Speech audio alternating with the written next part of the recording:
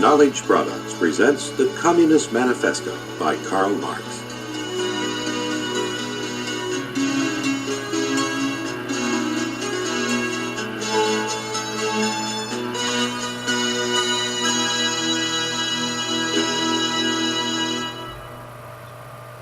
The year 1848 was a watershed in European history, a year filled with revolutionary upheaval and promise. It began in Paris. At the end of February, the city rose up against the monarchy of Louis Philippe. The Second French Republic was proclaimed, reviving memories of the Great French Revolution. Quickly, the exciting news radiated out across the continent. Uprisings erupted. By the end of March, much of Europe was in revolt. These uprisings and insurrections were motivated by liberal, democratic, and nationalist ideas and passions, which had been fermenting for decades. They inaugurated a brief time of hope for patriots struggling to bring freer institutions to their homelands. When the dust had settled, however, all the revolts proved futile. Despotism was reestablished everywhere. Meanwhile, at the end of February 1848, a pamphlet had appeared in London, printed in German. It was published by an obscure group, the Communist League. The title of the anonymous pamphlet, The Manifesto of the Communist Party, later changed to the Communist Manifesto, bore the names of Karl Marx and Friedrich Engels. In reality, its author was Marx, an exile from Prussia living in Brussels. Although the pamphlet was lost sight of in the confusion and tumult of 1848, its ideas would eventually produce more profound and successful revolutions than all those that shook Europe to its foundation in that year. Today, 1/3 of the human race lives under regimes that claim to be Marxist. In this presentation, we will sketch the background of Karl Marx. Then we will examine the chief ideas of the Communist Manifesto, supplementing its concepts and visions with material from other works by Marx. Finally, we will trace the influence of the Manifesto upon Marx's later career.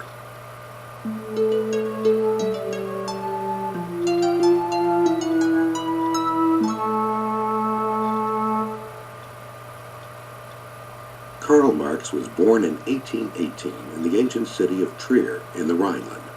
His father, Heinrich Marx, was a prosperous lawyer and an official of the law court at Trier.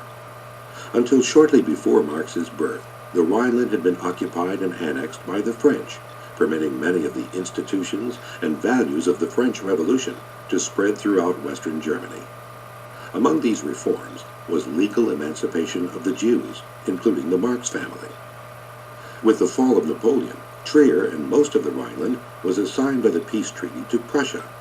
The new administration excluded Jews from a long list of professions, including the law.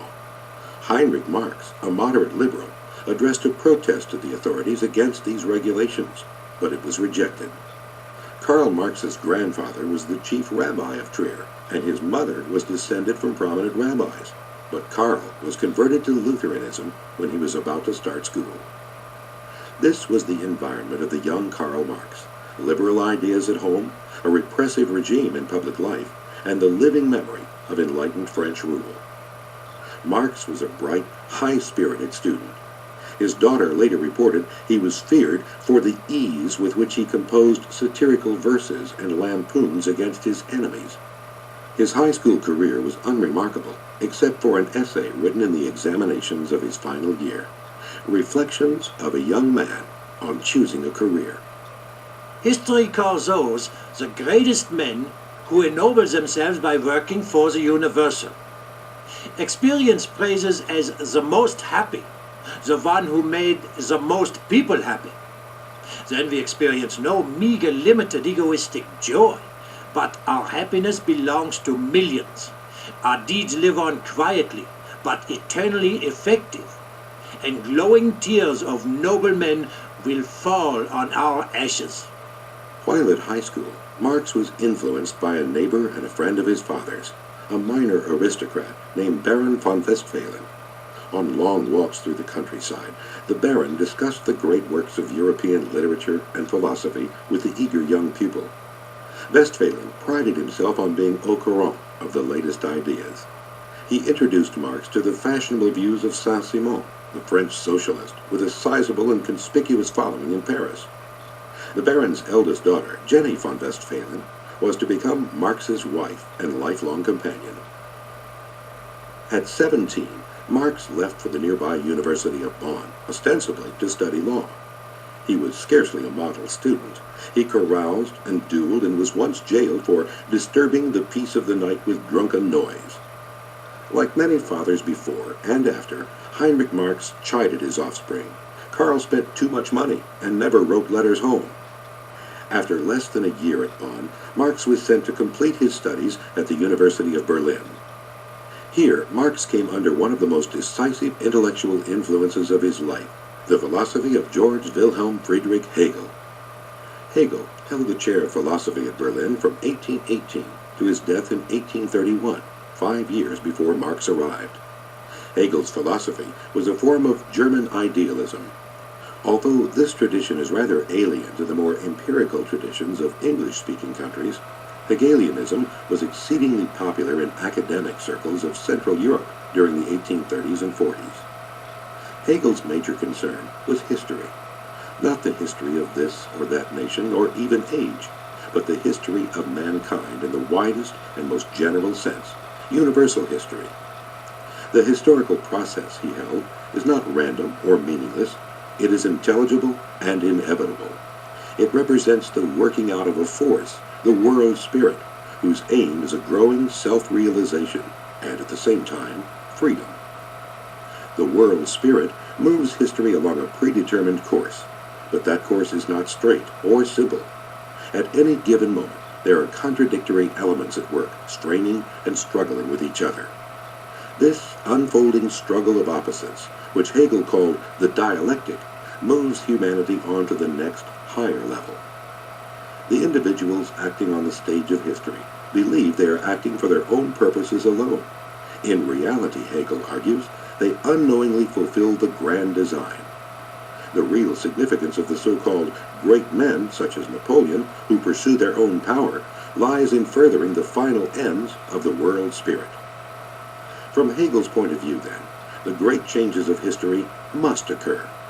They are the logical conclusions of preceding stages. Hegel, you could say, sees history as a locomotive that cannot be sidetracked and whose schedule cannot be appreciably altered. The end of the line is total freedom, which Hegel identifies with rational government and his own Prussian state. Some critics claim that Hegelianism produces an attitude of arrogance, because Hegelians consider themselves privy to the deepest secrets of existence. It also inspires an almost religious awe for what exists instead of for what should exist.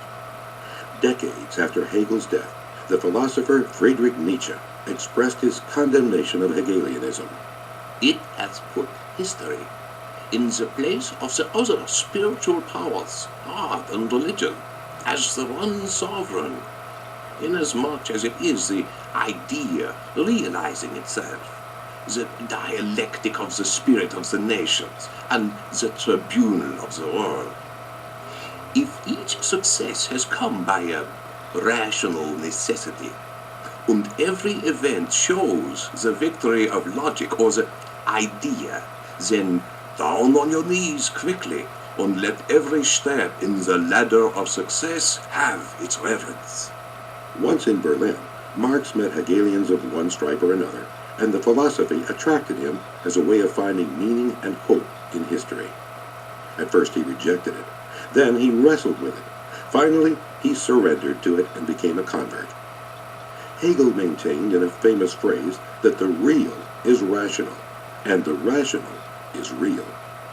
This was interpreted differently by two distinct types of Hegelians, the old Hegelians and the young or left Hegelians.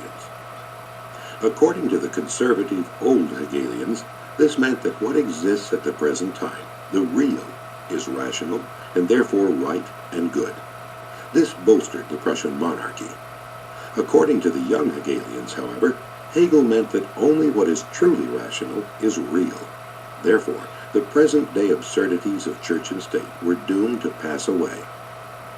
Marx associated with the young Hegelians at the university and around the city of Berlin. Among these was Bruno Bauer, a young lecturer at the university who developed a Hegelian critique of religion. They became friends, and Bauer advised Marx to pursue a career in philosophy. Various groups of restless young thinkers in Europe believed that great changes were underway. Bauer expressed this to Marx. The catastrophe will be terrible and must be great. I would almost say that it will be greater and more horrible than that which heralded Christianity's appearance on the world scene. Marx, hoping for a teaching position, decided to write a doctoral dissertation on the thought of two ancient Greek philosophers, Democritus and Epicurus. A striking feature of this short work is Marx's invocation of Prometheus, the Greek hero who defied the gods and stole fire from heaven to save man from extinction. Many humanistic thinkers have admired Prometheus as a symbol of man's unquenchable spirit and of rebellion against oppression.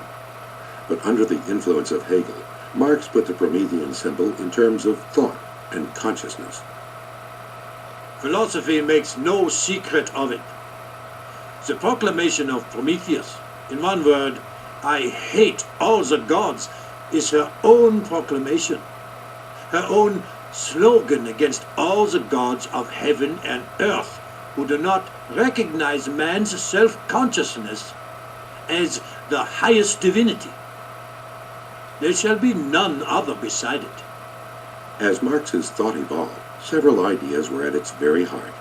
The inherent majesty of man, his historical degradation by institutions and whole social systems, his coming redemption, and installation in his rightful place. For instance, in an article published in the New York Daily Tribune in 1853, Marx discusses the horrors of British imperialism in India. For all the misery the British were causing, they were nonetheless fulfilling a crucial historical function. They were destroying the ancient Indian village system, thus clearing the way ultimately for the liberation of the Indian peasants. We must not forget that these little communities were contaminated by distinctions of caste and by slavery, that they subjugated man to external circumstances instead of elevating man to be the sovereign of circumstances, that they brought about a brutalizing worship of nature, exhibiting its degradation in the fact that man, the sovereign of nature, fell down on his knees in adoration of Hanuman the monkey and Sabella the cow. Soon after completing his dissertation, Marx concluded that communist society would be the final vindication of the Promethean spirit of man, not of individual man, but of collective man. Bruno Bauer, who became increasingly outspoken in his critique of religion and Christianity, was dismissed from his academic post. Although now a doctor of philosophy, Marx regretfully concluded that a teaching career was closed to him as well. It is interesting to note the impression that young Marx made on a contemporary, Moses Hess. He is the greatest, perhaps the only living philosopher who can honestly be called a philosopher. The eyes of all Germany will be upon him. He will be the one to kill off medieval religion and government. Imagine Voltaire, D'Holbach, Lessing, Heine and Hegel united in one person. I say united and not jammed together. This is Dr. Marx. But Marx still had to find a job. He began writing newspaper articles, the first being a ringing defense of freedom of the press. He began contributing to a new paper named the Rheinische Zeitung, or the Rhineland Gazette. Marx's polemical journalism soon won praises. In October 1842, he was made editor. Marx's editorship was a turning point in his life. The young Hegelian, immersed in the most abstract depths of philosophy, had to confront the actual social world. Issues required Marx to think and take a stand. Issues like the harsh punishment of poor peasants for stealing fallen wood from the forest. Marx's outspoken criticism attracted the attention of the censor sent out by Berlin. He reported, Dr. Marx is certainly the master of doctrine here, the living source of the newspaper's theories. I have made his acquaintance. He would die for his principles. Finding it impossible to persuade Marx of the error of his ways, the Prussian government suppressed the Rhineland Gazette. Disgusted with the political backwardness of his native country, Marx decided to emigrate at the first opportunity. He got the chance when a friend, Arnold Ruge, started a new journal, the German-French Annals, to continue the development of the ideas of the young Hegelians. Marx became co-editor. Financially secure for a while, Marx finally married the patient Jenny von Westphalen. While waiting to move to Paris, Marx threw himself into his studies with renewed passion. He reread Hegel, delved deeply into the history of the French Revolution, and was taken with the currently popular philosopher Ludwig Feuerbach. Feuerbach carried the young Hegelian dissection of religion to a new level. For him, religion represented a projection of human needs, fears, and desires onto a mythical world created by the human mind. Feuerbach borrowed the general idea of alienation from Hegel, but he sharply criticized Hegel's idealism. It is in the real-life conditions of working, struggling, and suffering that human beings must seek the causes of their alienation. Marx read and waxed enthusiastic. The Marxist synthesis was beginning to come together. In Paris, the fusion would occur.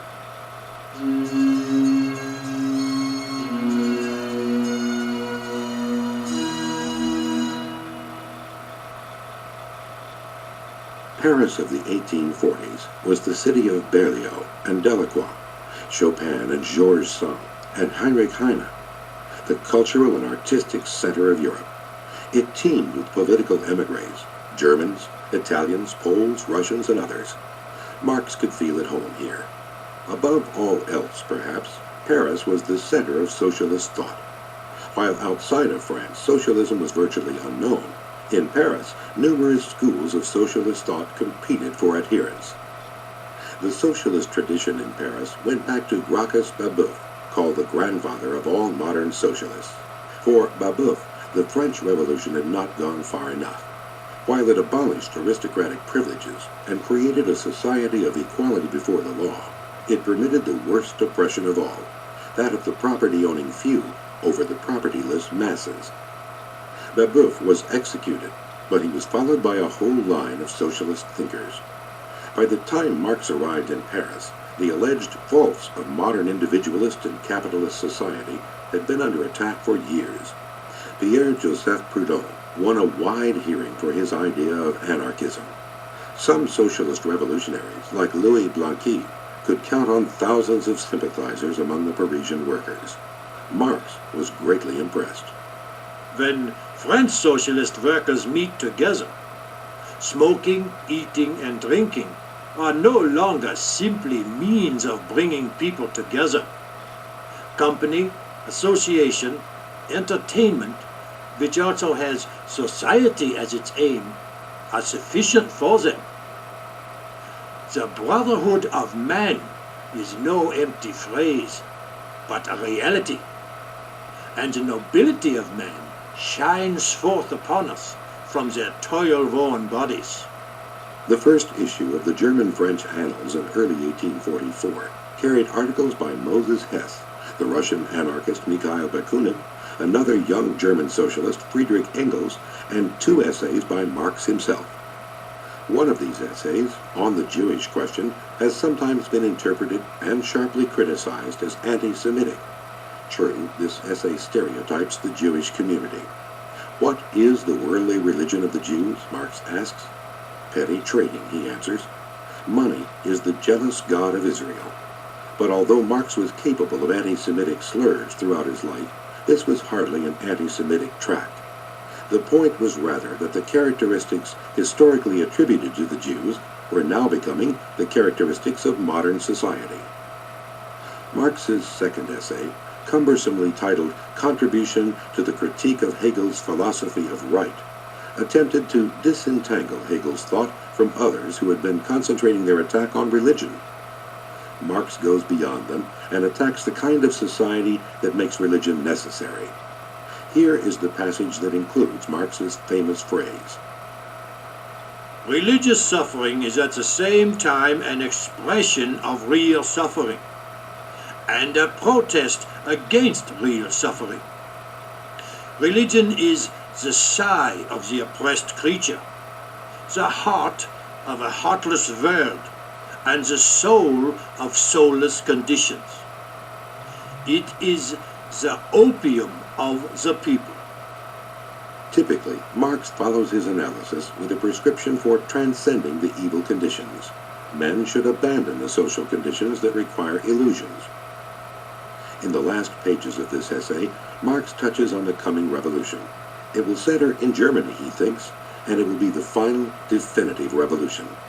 It will be led by the class that modern society has given birth to, the class that represents society as a whole, the class that can say, "I am nothing, and I should be everything." A class must be formed which has radical chains. A class in civil society which is not a class of civil society. A class, finally, which cannot emancipate itself without emancipating all the other spheres of society, which is a total loss of humanity, and which can only redeem itself by a total redemption of humanity. This dissolution of society as a particular class is the proletariat. The German-French annals never went beyond the first issue. Marx remained in Paris, where he experienced the financial distress that would plague the rest of his life. He spent time with a friend of the family, the great German lyric poet Heine, and with prominent social critics and reformers. Marx's friend Arnold Ruge describes him in a letter to Feuerbach. He works with an extraordinary intensity. His is a fresh talent that lets itself go for the moment in an arrogant dialectic that tries to explain too much. But he finishes nothing. He breaks off again and again and dives once again into a shoreless sea of books. The subject Marx was beginning to tackle with such fury was economics, or as it was known then, political economy. An essay by Engels had helped to arouse Marx's interest. Marx was already a communist, a believer in the redemptive role of the proletariat. Now he read deeply in the history of economic thought. The authors included the influential writers of his day, such as Jean-Baptiste Say and James Mill, who were classical liberals, believers in a free market economy. The result of his reading is a work called The Economic and Philosophic Manuscripts of 1844, or sometimes the Paris Manuscripts, which remained unpublished until the early 1930s. The central idea is alienation. Marx applies it to economics, where the condition of the modern worker is manifold alienation. The alienation of the worker in his product means not only that his labor becomes an object, an external existence, but that it exists outside him, independently, as something alien to him, and that it becomes a power on its own, confronting him. It means that the life he has conferred on the object confronts him as something hostile and alien. For page after page, Marx continues in this highly abstract vein, touching on the various aspects of modern society that turn man away from his essential nature as a freely producing being in association with his fellow man. The division of labor, money, and private property are the culprits. An anti-human world, deceitful and distorting in its essence, has been produced, a world that can only be negated by communism. What characteristics of communism enable this? Communism as the positive transcendence of private property, which is human self-alienation. Communism, therefore, as the real appropriation of the human essence through and for man. Communism, therefore, as the complete return of man to himself as a social, that is, human being. This communism is the genuine resolution of the conflict between man and nature and between man and man. The true resolution of the struggle between existence and essence, between freedom and necessity, between individual and species. Communism is the riddle of history solved, and knows itself to be this solution. These manuscripts remained uncompleted. In a sense, they were Marx's first draft of a great work he would keep trying to finish. Its essence was the integration of economics, as it was understood in the mid-19th century, with the dialectical method of Hegel and the materialism of Feuerbach. In the background was the vision of communist society foreshadowed by some of the French socialists. Lenin, the founder of the Soviet state, later said, "The Marxist doctrine is omnipotent because it is true.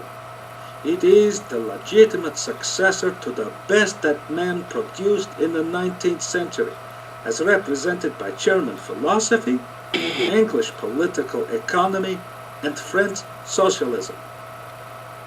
The summer of 1844 saw another important occurrence in Marx's life, the beginning of his friendship with Friedrich Engels. Although they had met briefly before, they now discovered a true community of mind and spirit. For the next 40 years, theirs was to be the closest possible collaboration, both intellectually and politically. On occasion, Engels would even write articles and permit Marx to publish them under his own name. And Marx wrote works, the manifesto itself, which he attributed to both of them. In time, when Engels's position in his father's textile firm in England became more secure, he was able to help his friend with substantial financial contributions, which both of them considered no more than Marx's due. Engels described their relationship several years after Marx's death. Both before and during my 40 years collaboration with Marx, I had a certain independent share in laying the foundations of the theory, and more particularly in its elaboration. But the greater part of its leading basic principles, especially in the realms of economics and history, and above all, their final trenchant formulation, belong to Marx. Marx could very well have done without me. What Marx accomplished, I would not have achieved. Marx stood higher, saw further, and took a wider and quicker view than all the rest of us. Marx was a genius. The others were at best talented. Without him, the theory would not, by a long way, be what it is today. It therefore rightly bears his name. In Engels, Marx found what he badly needed, a man of talent, with a particular gift for popular exposition, who was in total agreement with him on all major points and in most details as well, and who found deep satisfaction in seconding Marx's own efforts. It was truly one of the great partnerships of history. Their first collaboration was a book titled The German Ideology, a final settling of accounts with the young Hegelians. This book presents the first major statement of historical materialism, the Marxist philosophy of history. Marx and Engels also expanded their network of contacts in international socialism. Their views often clashed with those of other activists in this amorphous movement. Sometimes this led to bitter quarrels, where it seemed that Marx was satisfied with nothing less than the total demolition of his opponent. Marx was never one to suffer fools gladly, and quite often he found those who disagreed with him to be fools. A celebrated occasion in 1846 shows Marx's attitude towards socialists he felt were misleading the workers. Wilhelm Weitling was an itinerant preacher of a vague communism with religious overtones. One day, Weitling showed up in Brussels, and Marx invited him to a meeting to discuss revolutionary strategy. A Russian acquaintance of Marx, Pavel Annenkov, reported the event. Marx himself was a man of the type made up of energy, willpower, and invincible conviction. With a thick mop of black hair on his head, his hairy hands, dressed in a coat buttoned diagonally across his chest, he maintained the appearance of a man with the right and authority to command respect. All his motions were awkward, but vigorous and self-confident. All his manners ran athwart conventional usages in social intercourse, but were proud and somehow guarded, and his shrill voice with its metallic ring marvelously suited the radical pronouncements over things and people which he uttered. This note expressed his firm conviction that it was his mission to control minds, to legislate over them, and to lead them in his train. Before me stood the figure of the democratic dictator incarnate. Engels had not yet concluded his opening speech when Marx looked up and addressed a question directly to Weitling. Tell us, Weitling, you people, you have made such a rumpus in Germany with your communist preachings. With what fundamental principles do you justify your revolutionary and social activity? And on what basis do you intend affirming it in the future? Weitling was thrown into confusion. He rambled on, losing the sympathy of his listeners with every sentence. Marx interrupted him. The gist of his sarcastic speech was that to arouse the population without giving it firm and thoroughly reasoned out basis for its actions meant simply to deceive it. The color rose in Weitling's pale cheeks, and he recovered his genuine, fluent speech. In a voice quivering with emotion, he began to argue that the man who had gathered hundreds of people together in the name of justice, solidarity, and brotherly mutual aid could not be called a vain and worthless person, that his modest preparatory work was perhaps more important for the general cause than criticism and closet analysis of doctrines in seclusion from the suffering world and the miseries of the people. On hearing these last words, Marx slammed his fist down on the table so hard that the lamp on the table reverberated and tottered, and jumping up from his place, said, "Ignorance has never helped anybody." Marx disdained revolutionaries who lacked the historical approach, the sense that he alone, or at most he together with Engels, had solved the riddle of history, that he alone knew where the whole great epic of human struggle was heading and how it would get there, endowed Marx with supreme self-confidence. This repelled many in the socialist movement of his time, but on many others it exerted a powerful attraction.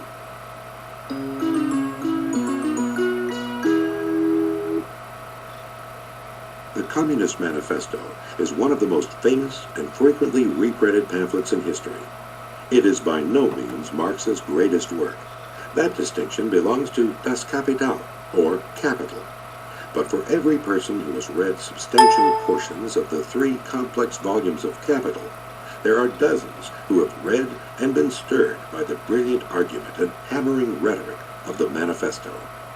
The pamphlet contains, in an abbreviated form, most of the central ideas that so profoundly affected the international socialist movement for generations afterwards. Lenin wrote of the Manifesto, "With the clarity and brilliance of genius, this work outlines a new world conception, consistent materialism, which also embraces the realm of social life, dialectics, as the most comprehensive and profound doctrine of development, the theory of the class struggle, and of the world historic revolutionary role of the proletariat, the creator of a new communist society." The Manifesto had its origins in the Second Congress of a group called the Communist League, a loosely organized association of a few hundred persons, mostly German artisans, headquartered in London. In August 1847, Marx joined his tiny Communist Correspondence Committee, essentially a network of friends who shared views and political information by mail, to the much larger Communist League. The Second Congress of the League was held in late November and early December 1847. Marx traveled to London from Brussels to attend. At this meeting, Marx and Engels dominated. At the close of this Congress, Marx and Engels were assigned the job of composing a statement of doctrine for the League, which could be used for propaganda purposes. The final product must have surpassed their fondest dreams.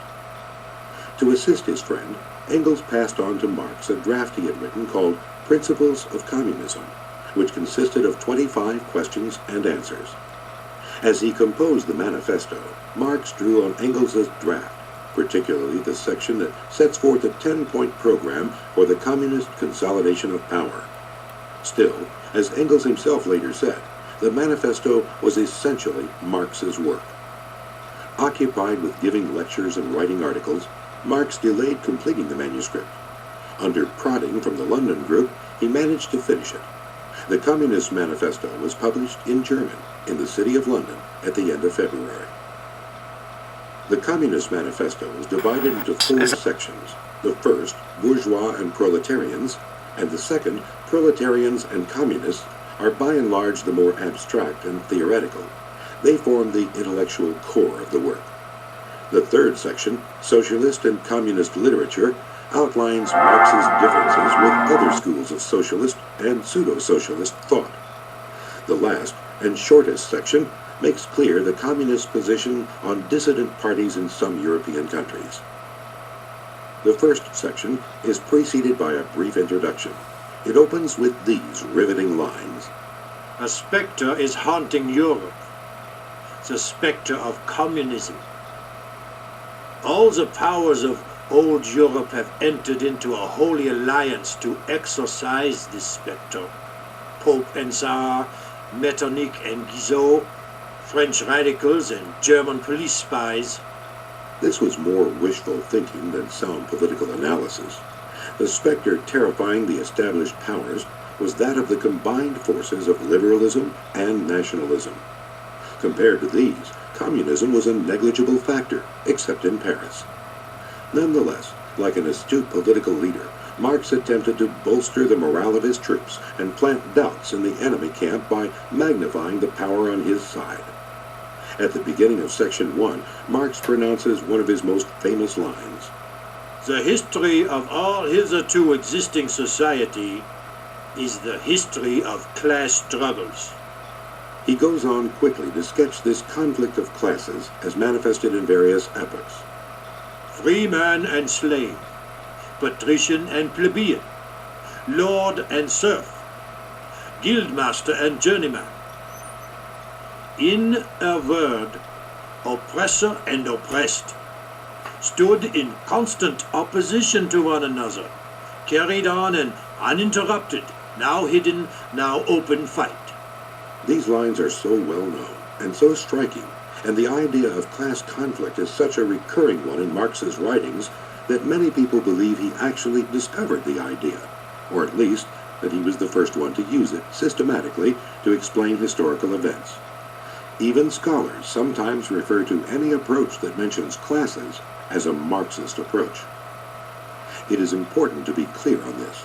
Marx was far from inventing this way of interpreting history.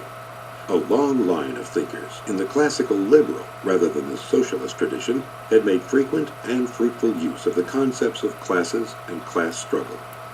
Adam Smith, for instance, held that businessmen will sometimes form a class in order to snare privileges from the government to protect themselves from potential competitors. Other classical liberals maintained that state bureaucrats, both civilian and military, comprise a permanent class which exploits the rest of society through taxation. A remarkably well-read scholar, Marx was keenly aware of these classical liberals. In a letter to a friend and follower, Joseph Wiedemeyer, who was the first exponent of Marxism in the United States, Marx wrote, Long before me, bourgeois historians had described the historical development of the class struggle in modern society, and bourgeois economists the economic anatomy of the classes. What I did that was new was to prove, 1, that the existence of classes is only bound up with particular historical phases in the development production. 2. That the class struggle necessarily leads to the dictatorship of the proletariat. 3. That this dictatorship itself only constitutes the transition to the abolition of all classes and to a classless society. In the manifesto, Marx develops this theme of the ceaseless struggle of classes throughout history. But unlike the liberal writers of his time, when it comes to modern society, Marx finds an inherent, irreconcilable conflict between the two classes he thinks are eclipsing all the others, the bourgeoisie, or capitalists, and the proletariat, or industrial working class. Marx devotes the next few pages to depicting the rise, triumph, and achievements of the bourgeoisie. This class began in the chartered towns of the Middle Ages and grew along with the expansion of trade and industry that followed the discovery of America and the sea routes to the Far East. This period of early modern history saw the economic base of society revolutionized. The feudal system of industry, under which industrial production was monopolized by closed guilds, now no longer sufficed for the growing wants of the new markets. The manufacturing system took its place. The guild masters were pushed to one side by the manufacturing middle class. By manufacturing system, Marx means an earlier form of industrial production centered in the workshop. It was much more productive than the previous system based on master craftsmen and apprentices. But it, too, gave way to the factory system. Step by step, with their rise to economic dominance, the bourgeoisie assumed more and more political power. The bourgeoisie has at last, since the establishment of modern industry and of the world market, conquered for itself in the modern representative state exclusive political sway. The executive of the modern state is but a committee for managing the common affairs of the whole bourgeoisie. Later, this view that the state was merely a tool in the hands of the ruling class was qualified by Marx in important ways, but it remains the view of the state most identified with Marxist theory.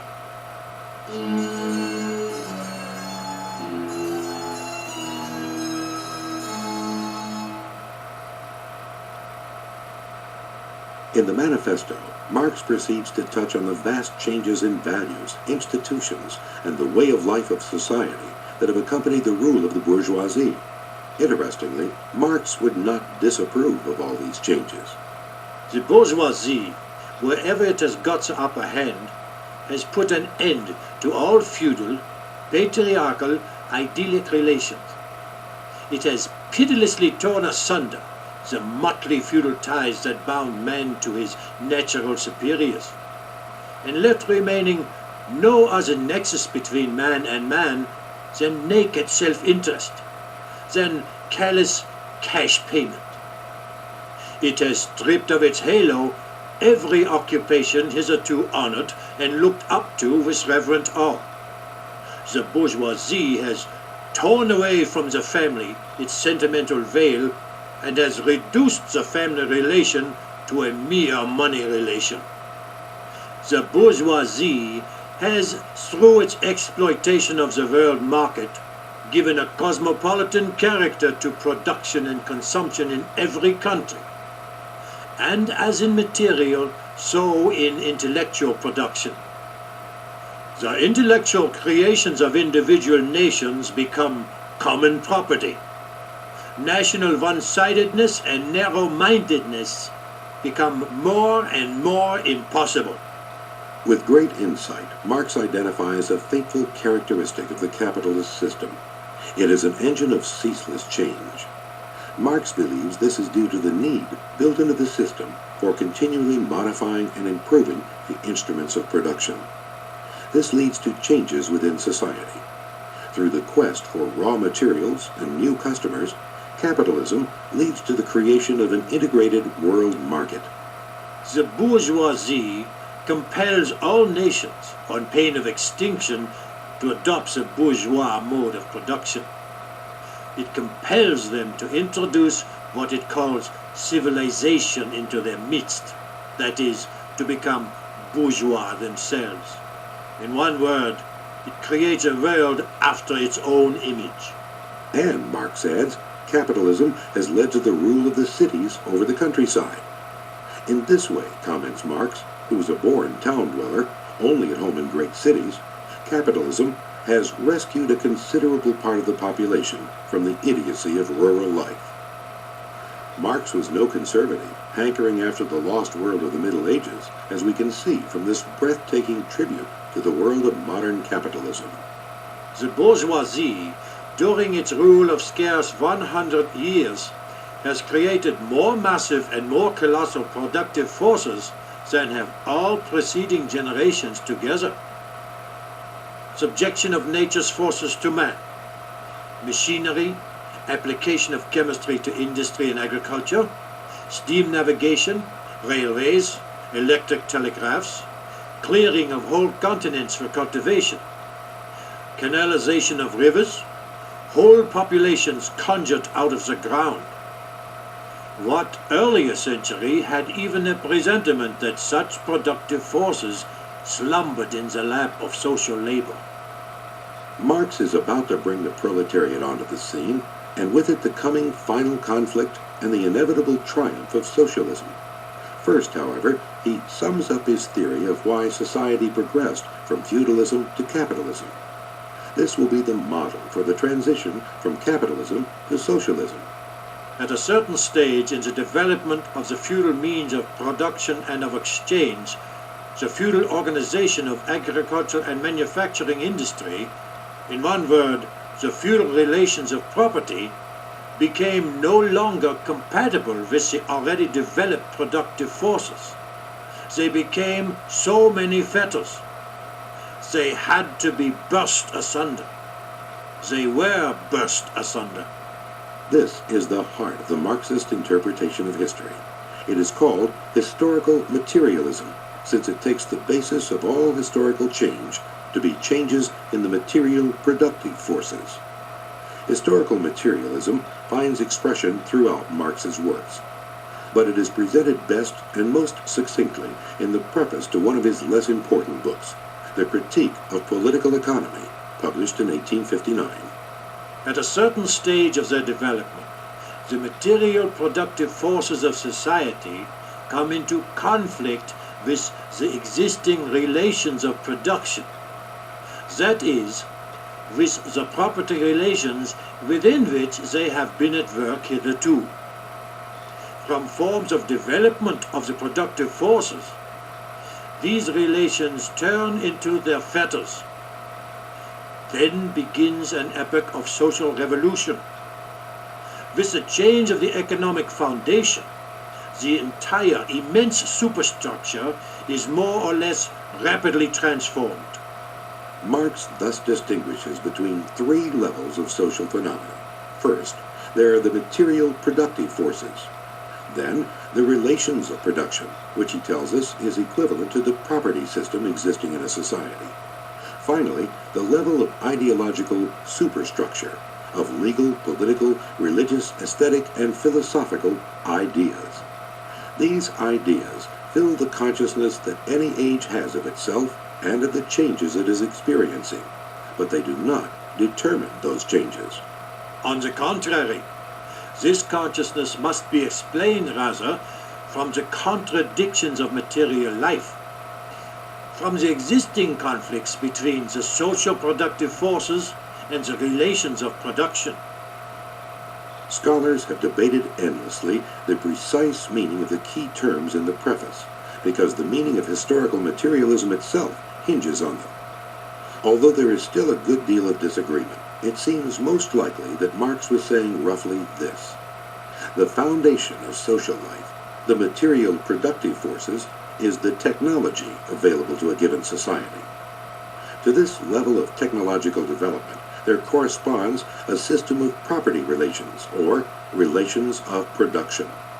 This system, in turn, generates the ideological superstructure, or the whole system of ethical, religious, philosophical, and other ideas and values of a society. For reasons Marx does not specify, the time comes when material productive forces begin to change and evolve. They run up against the resistance of the older, increasingly antiquated property system. This system becomes less able to accommodate the energy and vitality of society's burgeoning productive forces. A snake breaking through its old skin and molting might be an analogy. This clash or contradiction, in Hegelian terminology, colors the whole intellectual life of society. New ideas join battle with traditional ones. This battle of ideas and ideologies occurring on the surface of society is perceived as a social revolution, but its ultimate cause is always the evolution of the material base of society, of its technology. Now, there are numerous problems that bedevil historical materialism. Does technological change occur spontaneously, automatically?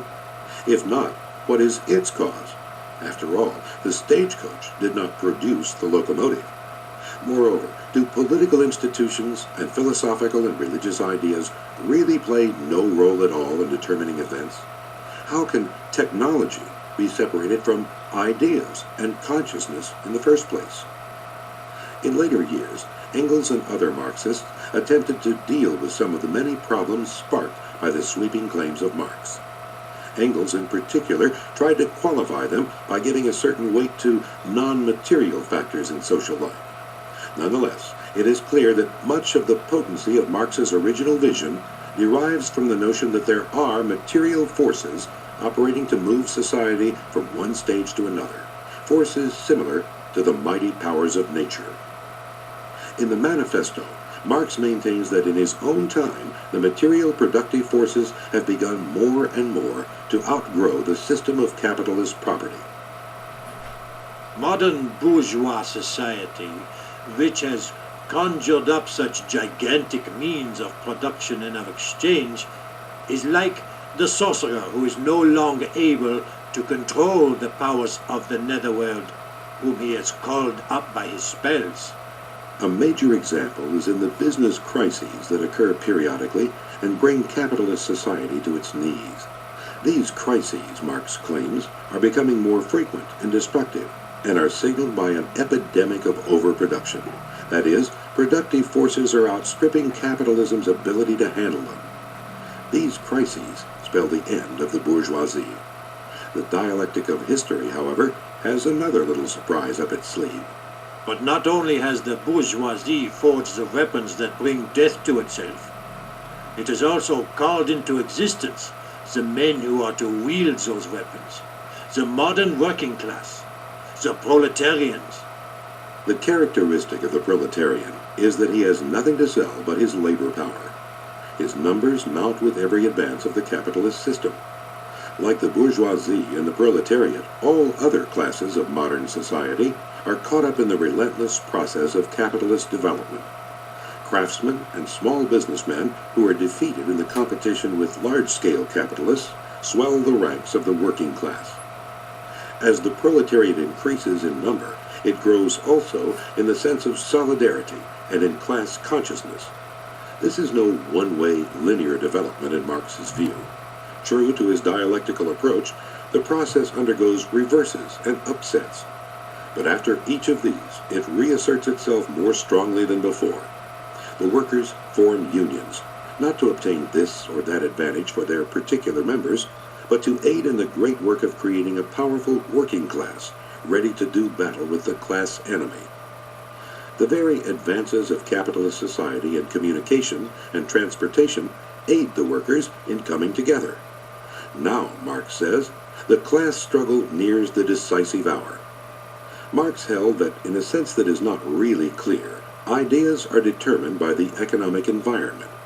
In the Manifesto, addressing the writers who might wish to defend the capitalist system against his attacks, he says scornfully, "But don't wrangle with us so long as you apply the standard of your bourgeois notions of freedom, culture, law, etc. Your very ideas are but the outgrowths of the conditions of your bourgeois production and bourgeois property." Different classes produce different ideas.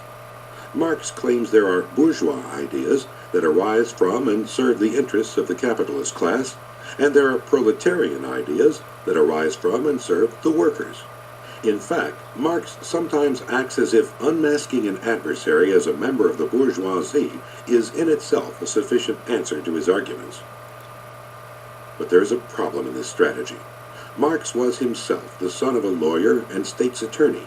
He definitely came from the middle class. Engels came from an even more affluent background, a factory-owning family.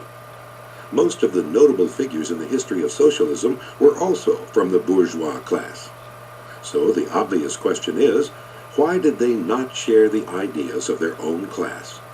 How is it possible for these children of the bourgeoisie not only to exhibit proletarian ideas, but to originate them? Marx attempts to answer the question. This passage is particularly interesting because Marx refers indirectly to himself and Engels and furnishes the reason they have sided with the proletariat. Finally, in times when the class struggle nears the decisive hour, a small section of the ruling class cuts itself adrift and joins the revolutionary class, the class that holds the future in its hands. Just as therefore at the earlier period, a section of the nobility went over to the bourgeoisie, so now a portion of the bourgeoisie goes over to the proletariat. And in particular, a portion of the bourgeois ideologists who have raised themselves to the level of comprehending theoretically the historical movement as a whole. Marx had in mind men like Lafayette at the time of the Great French Revolution. Lafayette was a liberal who fought for constitutional government and the rule of law against the reactionary aristocrats. Marx says that as the final victory of the proletariat approaches, and at the time of the manifesto he believed it was not far off, the same thing would occur with members of the bourgeoisie. This is particularly true of ideologists, or, as we would say, intellectuals, including Engels and Marx. However, the reason for their change may be surprising. It is not because the ideologists sympathize with the plight of the working classes under capitalism, or from some sense of outraged justice. It is because they have raised themselves to the level of comprehending theoretically the historical movement as a whole. This is part of Marx's Hegelian heritage. History is moving through a predetermined pattern to a predetermined end. To be rational means to act in accordance with the requirements of the historical process, to help that process along. To act contrary to the process, to try to swim against the mighty current of history, is irrational, even, one might say, insane. Once ideologists like Marx have risen to where they can see the direction of history, they would be impotent fools, empty dreamers, if they refused to identify themselves with it.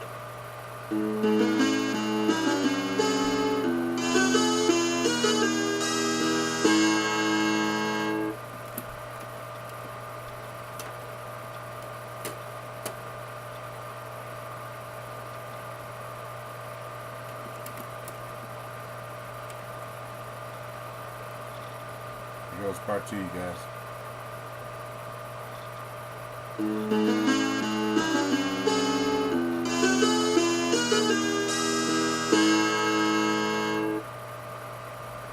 All the lines of historical development are combining to bring the proletariat to the center of the stage. The conditions of life of the proletariat have endowed it with an unprecedented and unique historical role, that of the Redeemer class. All previous historical movements were movements of minorities, or in the interests of minorities. The proletarian movement is the self-conscious, independent movement of the immense majority, in the interests of the immense majority. The proletariat, the lowest stratum of our present society, cannot stir, cannot raise itself up, without the whole superincumbent strata of official society being sprung into the air. A critical part in the final overthrow of capitalism is played by the increasing poverty of the proletariat. This issue is sometimes called the problem of immiseration, and it is controversial. In the decades that followed the publication of the Manifesto, the standard of living of working people did not fall, but rose under the capitalist system. Did this disprove one of Marx's key predictions? Some commentators maintain that it did not. Marx meant that the wages of labor would decrease relative to the profits of the capitalists. That makes the question somewhat complicated statistically, although even in that interpretation, it appears Marx was wrong. There is no question what Marx had in mind in the Manifesto, however. The modern laborer, on the contrary, instead of rising with the progress of industry, sinks deeper and deeper below the conditions of existence of his own class. He becomes a pauper, and pauperism develops more rapidly than population and wealth. Marx supported this interpretation in a series of lectures he gave a few weeks before the composition of the Manifesto. The more the division of labor and the application of machinery expands, the more competition among the workers expands, and the more their wages contract. The forest of uplifted arms demanding work becomes ever thicker, while the arms themselves become ever thinner. This prediction is crucial for Marxism as a theory of revolution. The increasing poverty of the proletariat is not merely another of the many evils of capitalism. It is required for the culmination of the historical epic, the overthrow of the bourgeoisie. Here it becomes evident that the bourgeoisie is unfit any longer to be the ruling class of society. It is unfit to rule because it is incompetent to assure an existence to its slave within his slavery, because it cannot help letting him sink into such a state that it has to feed him instead of being fed by him. Society can no longer live under this bourgeoisie. In other words, its existence is no longer compatible with society.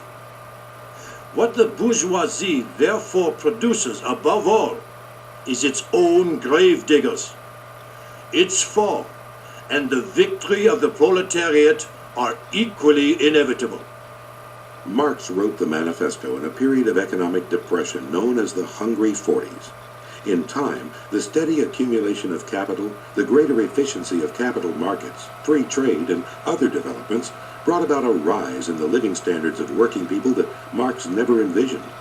It then became necessary for Marx, and for later Marxists, to focus on different reasons for the coming inevitable collapse of capitalism, such as economic crises, and imperialism, and war. The second section of the Manifesto, titled Proletarians and Communists, is a potpourri.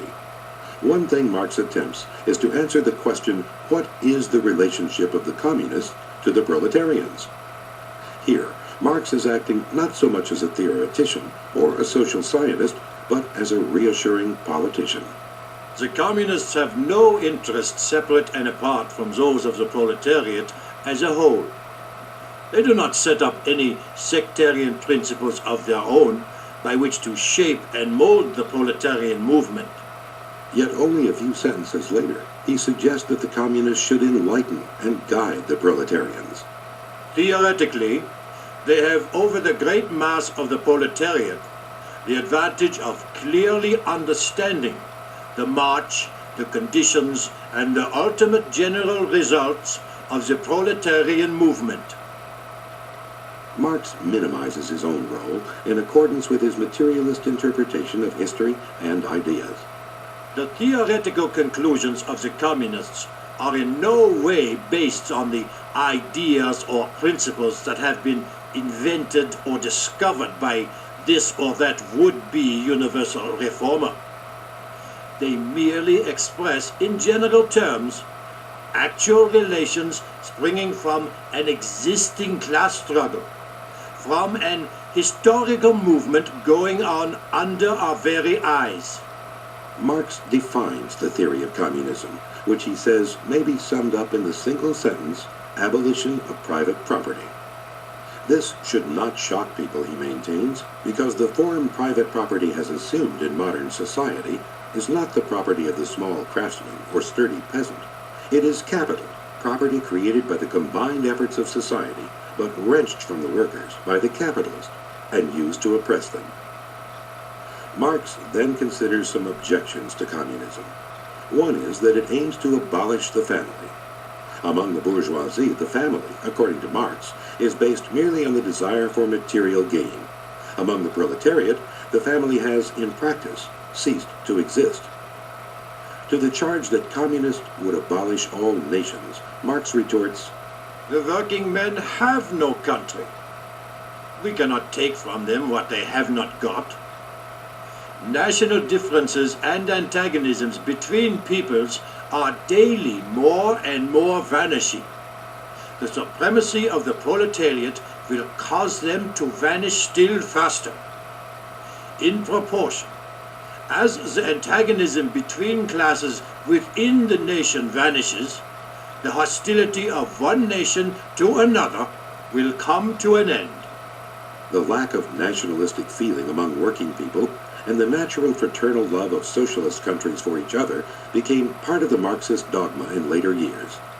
Small wonder, then, that certain historical events, such as the outbreak of the First World War and later the war between the People's Republic of China and Vietnam, perplexed Marxists greatly.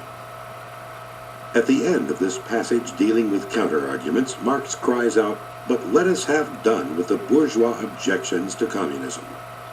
One objection he did not attempt to refute, which he failed even to mention, is a fairly common one, that a communist system could not work, or at least not work nearly as efficiently as a capitalist market economy. Actually, neither Marx nor Engels ever addressed this important question. To Marx, communism was obviously superior to capitalism as an economic system. In any case, there would be little reason to argue the merits of the question, since the coming of communism was inevitable, inherent in the historical process. The last part of this section sketches how to achieve proletarian power. First, a democratic regime must be established. Then the proletariat will use its political supremacy to wrest, by degrees, all capital from the bourgeoisie, to centralize all instruments of production in the hands of the state, that is, of the proletariat organized as the ruling class. Then follows the famous 10-point program of action to revolutionize the mode of production, or, in other words, to overthrow the capitalist system in the more advanced countries. Abolition of property in land, a heavy progressive or graduated income tax, centralization of credit in the hands of the state, centralization of the means of communication and transportation in the hands of the state, equal liability of all to labor, establishment of industrial armies, especially for agriculture. In the preface to the 1872 German edition of the Manifesto, Marx and Engels wrote, "No special stress is laid on the revolutionary measures proposed at the end of Section 2. That passage would, in many respects, be very differently worded today." The specific measures, however, are not disowned. Some critics find this disturbing. They point to the enormous accumulation of power in the hands of the proletarian state that the program entails. Some opponents of Marxism have been particularly alarmed by the attitude implied in point 8, establishment of industrial armies, especially for agriculture. An army, they argue, is an organization where some give orders and others take them, or suffer harsh penalties. Whether Marx or Engels meant to endorse the demand for a vastly expanded state power remains unclear. What is clear is that they never explicitly renounced it. In any case, Marx has an answer of sorts available at the end of this section. When the rule of the bourgeoisie has been overthrown and all production has been concentrated in the hands of a vast association of the whole nation, then the state will disappear. Classes will no longer exist, and the need for an organ of class oppression will have vanished. In place of the old bourgeois society with its classes and class antagonisms, we shall have an association in which the free development of each is the condition for the free development of all. Section 3 of the manifesto is titled Socialist and Communist Literature. Here, Marx deals with various rival schools of thought. One rival school toward which Marx is somewhat positive is the so-called utopian socialism embodied by Fourier, Robert Owen, and Saint-Simon. He grants that they are full of the most valuable materials for the enlightenment of the working class. Their failing is their belief that proposals could be realized through lecturing and the example of model communities. It is important to understand this point. They were utopian not because their vision of the future society was unrealistic or impossibly ideal, but because their socialism was unhistorical and premature, because they had a horror of class struggles and revolutionary violence. The fourth and last section of the manifesto is entitled The Position of the Communists in Relation to the Various Existing Opposition Parties. Just a few paragraphs in length, it mentions the strategy to be followed in France, Poland, Germany, and so on, in political circumstances long since disappeared. Communists will ally themselves with liberal and democratic elements to throw off the yoke of the status quo. As soon as that battle is won, however, the fight against the bourgeoisie immediately begins. Finally, the manifesto ends with the electric sentences that have become as famous as the opening ones. The communists disdain to conceal their views and aims. They openly declare that their ends can be attained only by the forcible overthrow of all existing social conditions. Let the ruling classes tremble at a communistic revolution. The proletarians have nothing to lose but their chains. They have a world to win. Working men of all countries, unite! This insistence on forcible overthrow was modified by Marx and by Engels in later years, as the right to vote was extended to wider segments of the adult male population. That the proletariat would have to establish a dictatorship and suppress the bourgeoisie, however, was maintained by both Marx and Engels to the end.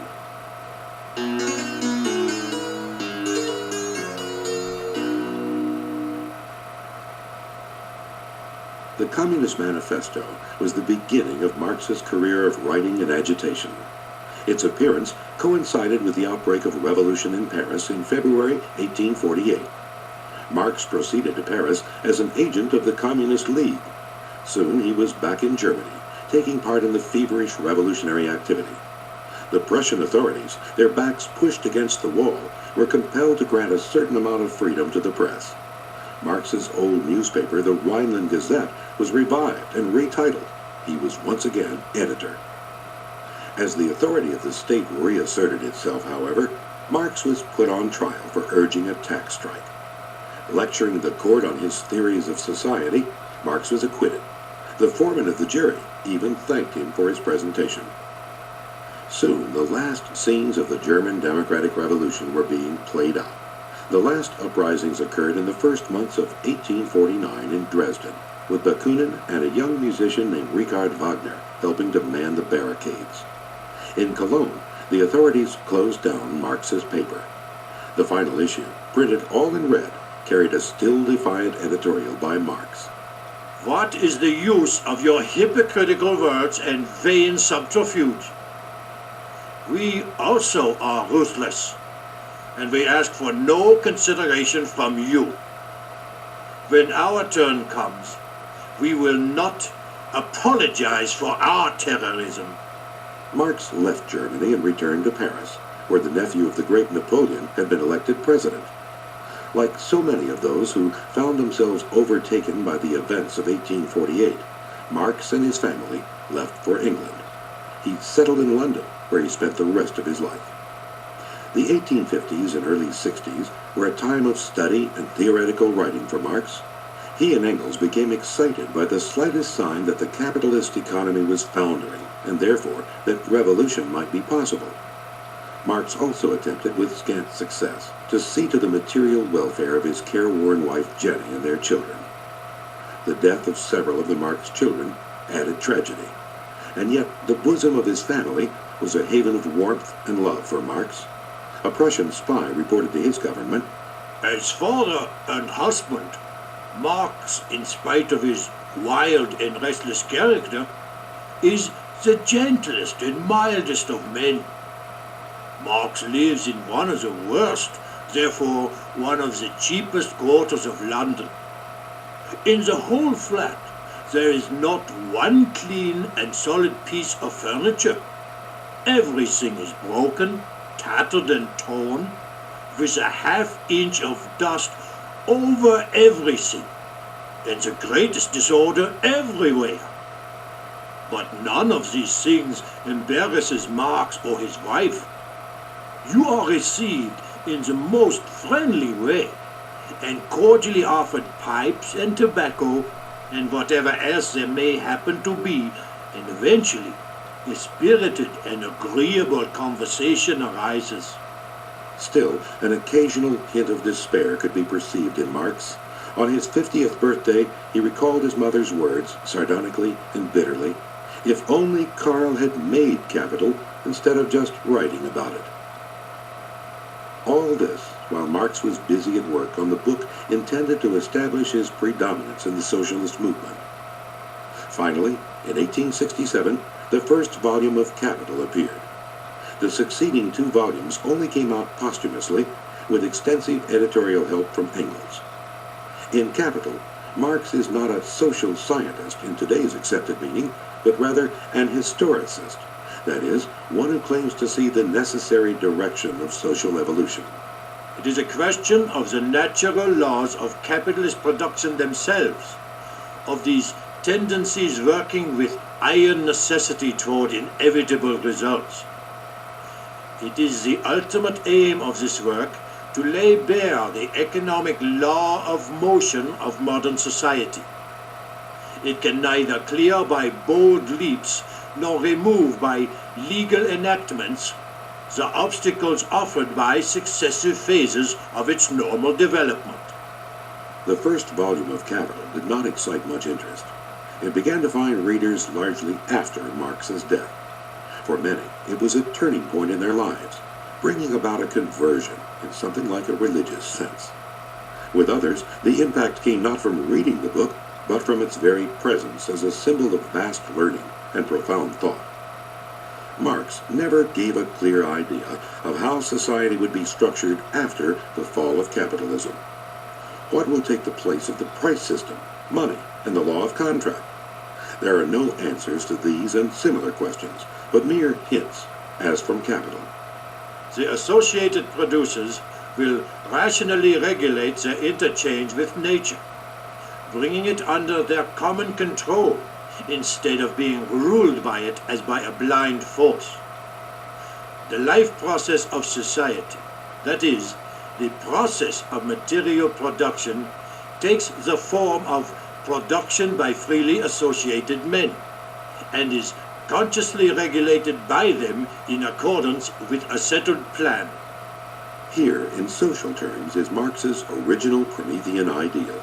Man finally vindicated and free, beholden to no forces outside of himself, the master of his own destiny. The underlying assumptions of this collectivist Prometheus were not questioned.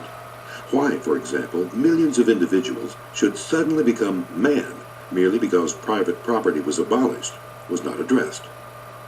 In 1864, a motley group of trade unionists and radicals of various stripes had come together to form the International Working Men's Association, which is known to history as the First International. Marx quickly rose to prominence within the organization. For Marx, the International was the power base for renewing of the old revolutionary days he now eagerly anticipated. He brooked no opposition. Years later, he reported to Engels on what proved to be a successful strategy.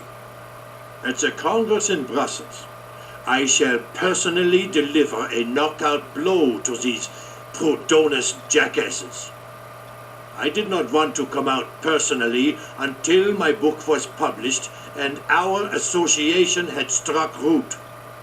Things are moving, and in the next revolution, which is perhaps nearer than it appears, we, you and I, will have this powerful engine in our hands. Skillfully, Marx blocked the efforts of his opponents at the various congresses held by the International. No sooner had the Proudhonist threat disappeared than another threat appeared in the form of the Russian anarchist Bakunin and his followers. The struggle between these two giants of the social revolution was interrupted by the event that contributed more than any of Marx's books to his immediate fame, or rather to his notoriety, the Paris Commune. In the summer of 1870, war broke out between France and the German states led by Bismarck's Prussia. France was quickly defeated. While the rest of the nation resigned itself to the fact, an insurgent mood began to lay hold of Paris. In March 1871, a municipal government calling itself the Commune confronted the provisional government of France. The drama of the Commune is in its end. In May, the Versailles troops attacked and crushed the Commune with astonishing brutality. Still, in its few weeks of existence, the Commune had badly frightened some panicky conservatives who thought it was the beginning of the great social revolution. Marx astutely played on these fears. In June, he published a pamphlet titled The Civil War in France. It painted the brief Paris uprising as the first act in the proletarian revolution he had predicted for so long. The French working class is only the advanced guard of the modern proletariat. Working men's Paris, with its commune, will be forever celebrated as the glorious harbinger of a new society. Its martyrs are enshrined in the great heart of the working class. Its exterminators, history has already nailed to that eternal pillory from which all the prayers of their priests will not avail to redeem them. Privately, however, Marx had second thoughts. Shortly before his death, he wrote to a Dutch supporter, The Paris Commune was merely the rising of a town under exceptional conditions. The majority of the Commune was in no sense socialist, nor could it be. With a small amount of common sense, they could have reached a compromise with Versailles useful to the whole mass of the people. The last few years of the First International were taken up mostly with the struggle between Marx and Bakunin. At first, Bakunin had been sympathetic to Marx. He translated the manifesto into Russian. Now, Bakunin became Marx's bitterest critic. He was the first of a long line of observers to maintain that the Marxist pledge, that after the revolution the state will gradually wither away, is nothing but a lure. It camouflages a will to power on the part of men who will replace the old ruling classes. In fact, what do we find throughout history? The state has always been the patrimony of some privileged class or other. But in the people's state of Marx, there will be, we are told, no privileged class at all. But there will be an extremely complex government which will not content itself with governing and administering the masses politically, as all governments do today, but which will also administer them economically. That will demand an immense knowledge and many heads overflowing with brains in this government. There will be a new class, a new hierarchy of real and pretended scientists and scholars, and then woe betide the mass of ignorant ones. Marx and Engels berated and ridiculed the anarchist position in their writings. Their friends spread rumors that Bakunin himself was a Tsarist Russian spy. Marx was able to have Bakunin and his supporters expelled from the International. By this time, however, that organization had outlived its usefulness in Marx's view. By 1876, it was dead. In the last years of his life, Marx, in declining health, advised the men who were forming a German Socialist Party. Curiously, he interested himself also in the Russian situation. Russia had always been a country Marx despised, not only for its reactionary government, but for its low state of culture. With revolutionary socialism in abeyance throughout the rest of Europe, he turned his attention to Russia. Perhaps, under certain conditions, that country might indeed become the vanguard of the revolution. In 1883, at the age of 64, Marx died. Friedrich Engels, his friend of 40 years, spoke at his graveside. On the 14th of March, at 2:45 in the afternoon, the greatest living thinker ceased to think. He had been left alone for scarcely 2 minutes, and when we came back we found him in his armchair, peacefully gone to sleep, but forever. An immeasurable loss has been sustained, both by the militant proletariat of Europe and America, and by historical science in the death of this man. Just as Darwin discovered the law of development of organic nature, so Marx discovered the law of development of human history. Marx was, before all else, a revolutionist. Fighting was his element, and he died beloved, revered, and mourned by millions of revolutionary fellow workers, from the mines of Siberia to California, in all parts of Europe and America. His name will endure through the ages, and so will his work. Engels lived another 12 years, keeping alive the flame. He wrote several works that became important parts of the body of Marxism. He witnessed the creation of a second international, this time composed of parties and groups that acknowledged the inspiration and authority of Marxist doctrine. Socialist parties formed in France, the Austrian Empire, Italy, and Poland. Above all, the German Reich that Bismarck had founded became the homeland of the new theoreticians of Marxism and the center of the Marxist faith. Even in faraway Russia, a Marxist organization emerged. Engels died in 1895. By then, a brilliant young Russian revolutionary was a committed Marxist. His name was Vladimir Ilyich Ulyanov. He was 25 years old, and soon he would adopt the party name of Lenin.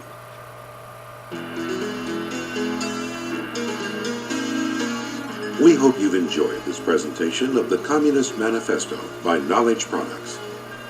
The script for the Communist Manifesto is by Ralph Rako, script editing by Wendy McElroy, narration by Craig Dutchman, production by Pat Childs and Sharon Weil, dialect consulting by Ruth Sweet, voice characterizations are by E.R. Davies, Travis Hardison, and Jonathan Lutz, recorded at Archer Productions. This material may not be copied in whole or in part without the permission of the copyright owner. Copyright 1986 by Carmichael & Carmichael Incorporated.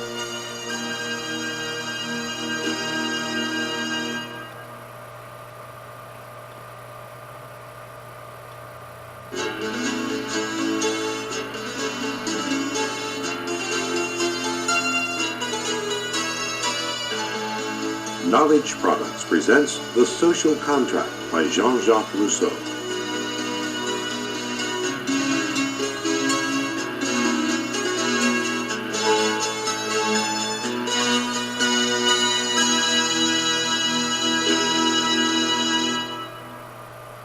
The place was Paris. The date was the 20th of Prairial of the year 2 in the French Revolutionary calendar, or more conventionally, the 8th of June, 1794.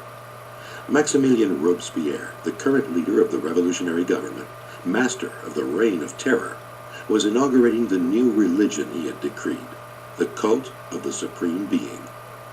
The lavish ceremony was conducted in the Tuileries garden on a day of remarkable loveliness. Robespierre delivered one of his lengthy orations in front of most of Paris. Then, solemnly, he set fire to the statues representing atheism, folly, and vice. The figure of wisdom emerged triumphant from the flames. Next, a long procession followed Robespierre to the Champ de Mars, where the Eiffel Tower stands today. There, the immense crowd swore allegiance to the Republic. It was Robespierre's proudest moment. Less than 2 months later, he would fall from power and be himself guillotined. In proposing this festival, Robespierre invoked the name of a philosopher who died some 15 years before, Jean-Jacques Rousseau, a name often on his lips. Even as a student, his head was full of Rousseau. Robespierre claimed to have met Rousseau.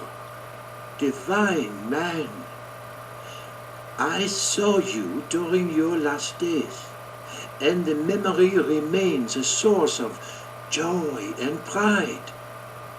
I contemplated your august features and saw on them the marks of the dark disappointment to which you were condemned by the injustice of mankind. I understood all the griefs of a noble mind devoted to the worship of truth. Robespierre used Rousseau to great effect when he argued in front of the various revolutionary assemblies and clubs. To many, he was Rousseau's spiritual child. Can this be so?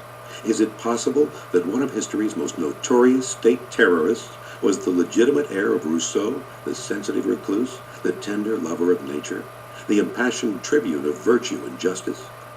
And how valid is the further claim that Rousseau was the progenitor of the totalitarian movements of the 20th century? In this presentation, we will examine these questions.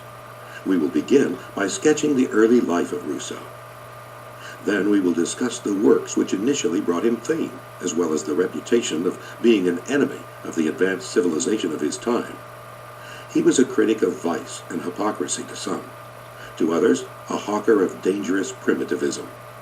Next, we will present the argument in Rousseau's most famous and influential political work, The Social Contract. Throughout, Rousseau's personal life will shed light on his thought.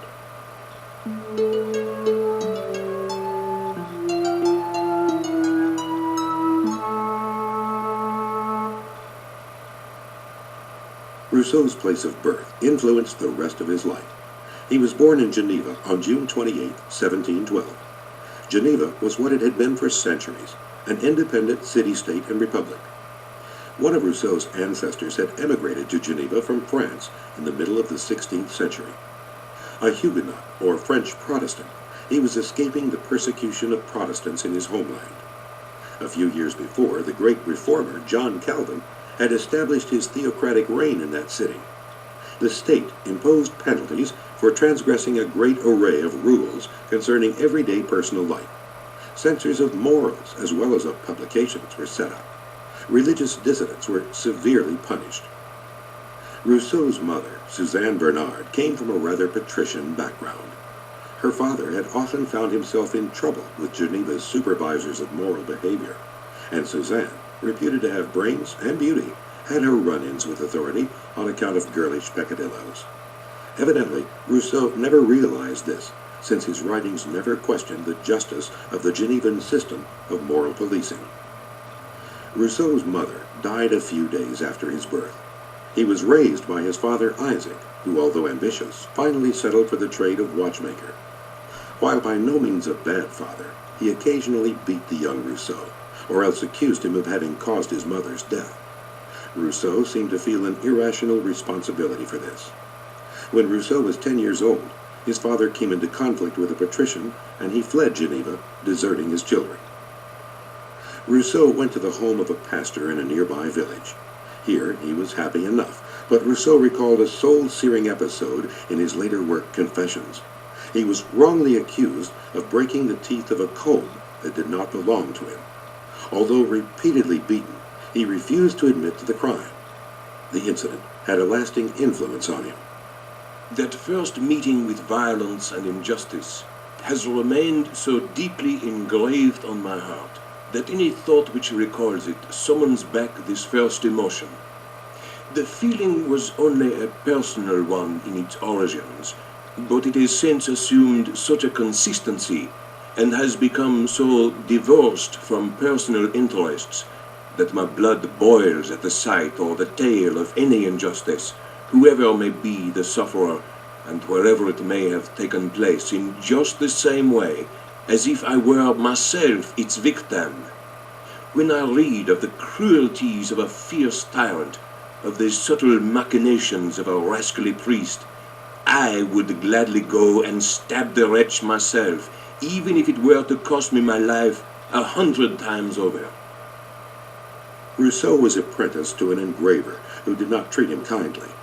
One Sunday, when he was 16, Rousseau returned late from an excursion in the country to find the gates of Geneva already closed. He decided not to go back to his master. Instead, he crossed the border to a town in the Catholic territory of the King of Sardinia. There, he soon met a cultivated and warm-hearted lady named Madame de Warren. This was the most important friendship of his life. As an old man, he recalled the meeting. Today, Palm Sunday, is exactly 50 years since I first met Madame de Warren. She was 28 then, having been born with the century. I was not yet 17, and all unknown to me, the approach of manhood was making my naturally fervent heart burn with a new ardor. If it was not surprising that she should be kindly disposed toward a lively yet gentle and modest young man of quite pleasing appearance, it was even less surprising that a charming, intelligent, and graceful woman should make me feel not only gratitude, but more tender feelings which I was unable to distinguish from it. But what is more unusual is this, that this first impulse determined my whole life and led inexorably to the fate that has governed the rest of my days. Rousseau called Madame de Warren Mama, and she called him Little One. The first of his many aristocratic patrons, and the first of the ladies with whom he entered into complex emotional relationships, she became Rousseau's lover. He remained with Madame de Warren on and off for about 10 years. He read, explored music, and wandered through the countryside. These aimless wanderings made him feel free. Never did I think so much, exist so much, be myself, as in the journeys that I have made alone and on foot. Walking has something about it which animates and enlivens my ideas. I can hardly think while I am still. My body must be in motion to move my mind. The sight of the country, the succession of agreeable views, open air, good appetite, the freedom of the alehouse, the absence of everything that could make me feel dependence or recall me to my situation, all this sets my soul free, gives me a greater boldness of thought. I dispose of nature as its sovereign lord. Rousseau is often considered the forerunner of the cultural movement known as Romanticism. There are several reasons for this: his frequent glorification of emotion and impulse, and his attacks on social conventions. One of the main reasons, however, is his profound love of nature. Not of nature in every form. For instance, he could not stand the sea, but he loved to commune with hills, forests, and lakes. He wrote of them as no one before him had. All this while, Rousseau was learning from his travels and experiences more than from books. In his book Confessions, he tells of a lesson in politics and economics learned while walking in the French countryside. He stopped at a peasant's cottage, where he implored the owner for food and drink. At first, the peasant offered Rousseau only coarse barley bread and skimmed milk. After watching the famished youth bolt down the food, however, he suddenly said that he was persuaded that Rousseau was honest and not a paid spy.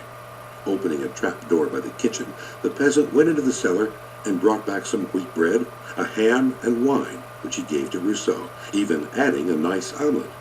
Rousseau explained the peasant's fear. At the last, he tremblingly pronounced the terrible words, "Excise man." He hid his wine on account of the excise, and his bread on account of the duty, and he would be a lost man if they suspected for a moment that he was not dying of hunger. All that he said to me on this subject, which was entirely strange to me, made an impression on me which will never grow dim. It was the germ of that inextinguishable hatred which afterwards grew in my heart against the oppression to which the unhappy people are subject, and against their oppressors. That man, although in easy circumstances, dared not eat the bread he had earned by the sweat of his brow, and could only evade ruin by displaying the same misery which prevailed all around him. I came out of his cottage, equally touched and indignant, deploring the fate of those lovely lands on which nature has only lavished her gifts to make them the prey of barbarous tax farmers. Through personal experience, Rousseau acquired a respect and appreciation for the common people, rare among intellectuals of his day. This is one of the features that most struck and moved his readers. The famous German philosopher Immanuel Kant credited Rousseau with opening his eyes and awakening him to a sense of common humanity. Kant kept a picture of Rousseau on the wall of his study and regarded the Genevan writer as the Newton of the moral world. There was a time when I despised the common man who knows nothing. Rousseau set me right. This blind prejudice vanished. I learned to respect human nature. And I should consider myself far more useless than the ordinary working man if I did not believe this view could give worth to all others to establish the rights of man. In 1731, Rousseau visited Paris for the first time. His initial impressions were hardly favorable. It is safe to say that Rousseau's early disgust for Paris colored his feelings toward the group of thinkers associated with that city. Paris was the center of the Enlightenment, the great cultural movement of the age. The Enlightenment was not monolithic. It varied from one philosophe to another. The term philosophe means philosopher, but it is perhaps better translated as intellectual or man of letters. The philosophes included Voltaire, the most famous writer of his age, and Montesquieu, whose book Spirit of the Laws exerted a powerful influence on the framers of the Constitution of the United States. In general, the philosophes sought to popularize the new scientific approach to the world, to combat what they saw to be ignorance and superstition and the blind adherence to tradition.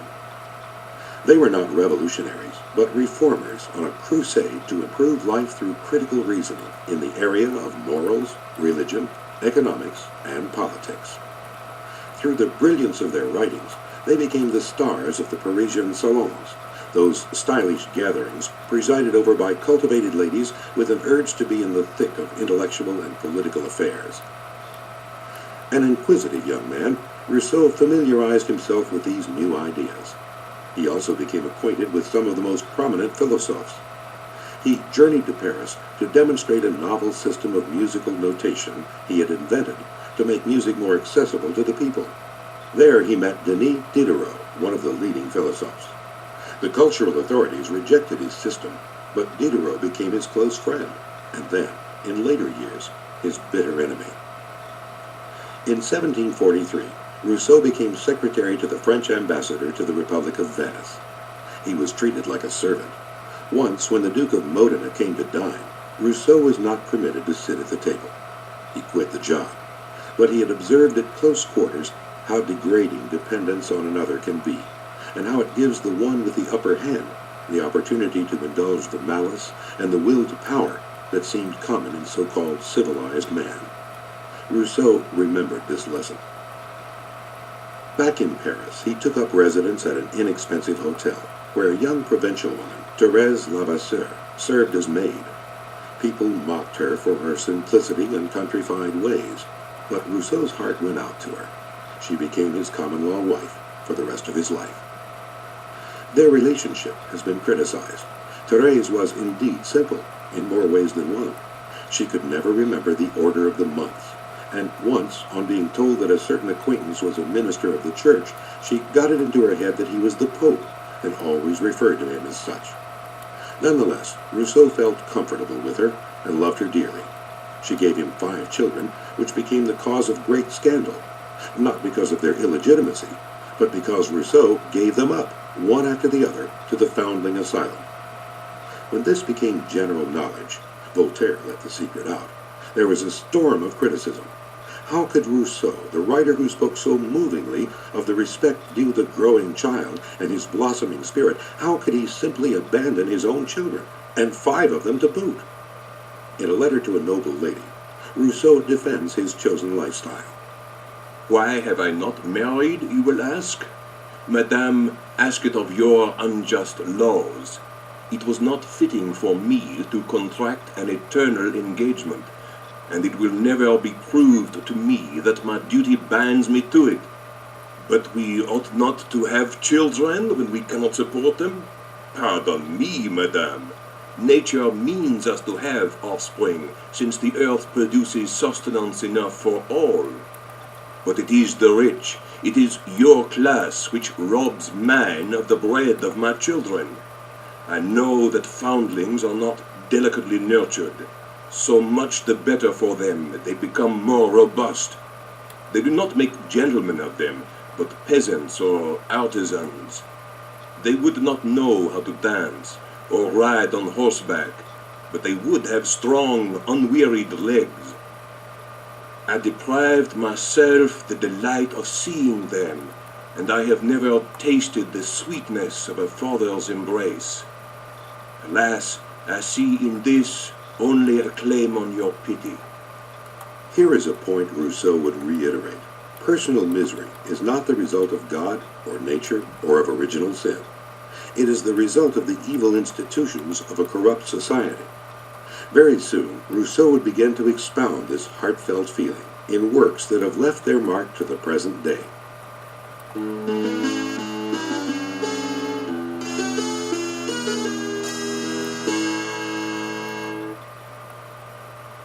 In the summer of 1749, Rousseau underwent an experience which changed his life, as well as the course of modern political thought. His friend Diderot had published a work which was considered anti-religious. Accordingly, an order for his arrest was issued by the director of publications of the French government. Diderot was thrown into prison a few miles east of Paris. One day, Rousseau, who could not afford a carriage ride, walked to visit his friend. In a copy of a newspaper he took with him, he saw the announcement of an essay contest proposed by the Academy of Dijon. The topic: has the progress of the arts and sciences done more to corrupt or to purify morals? Upon reading this, Rousseau had a revelation which has been compared to the one St. Paul experienced on the road to Damascus. All at once I felt my mind dazzled by 1,000 lights. A crowd of splendid ideas presented themselves to me with such force, in such confusion, that I was thrown into a state of indescribable bewilderment. Unable to breathe and walk at the same time, I sank down under one of the trees in the avenue, and passed the next half hour in such a state of agitation that when I got up, I found that the front of my jacket was wet with tears, although I had no memory of shedding any.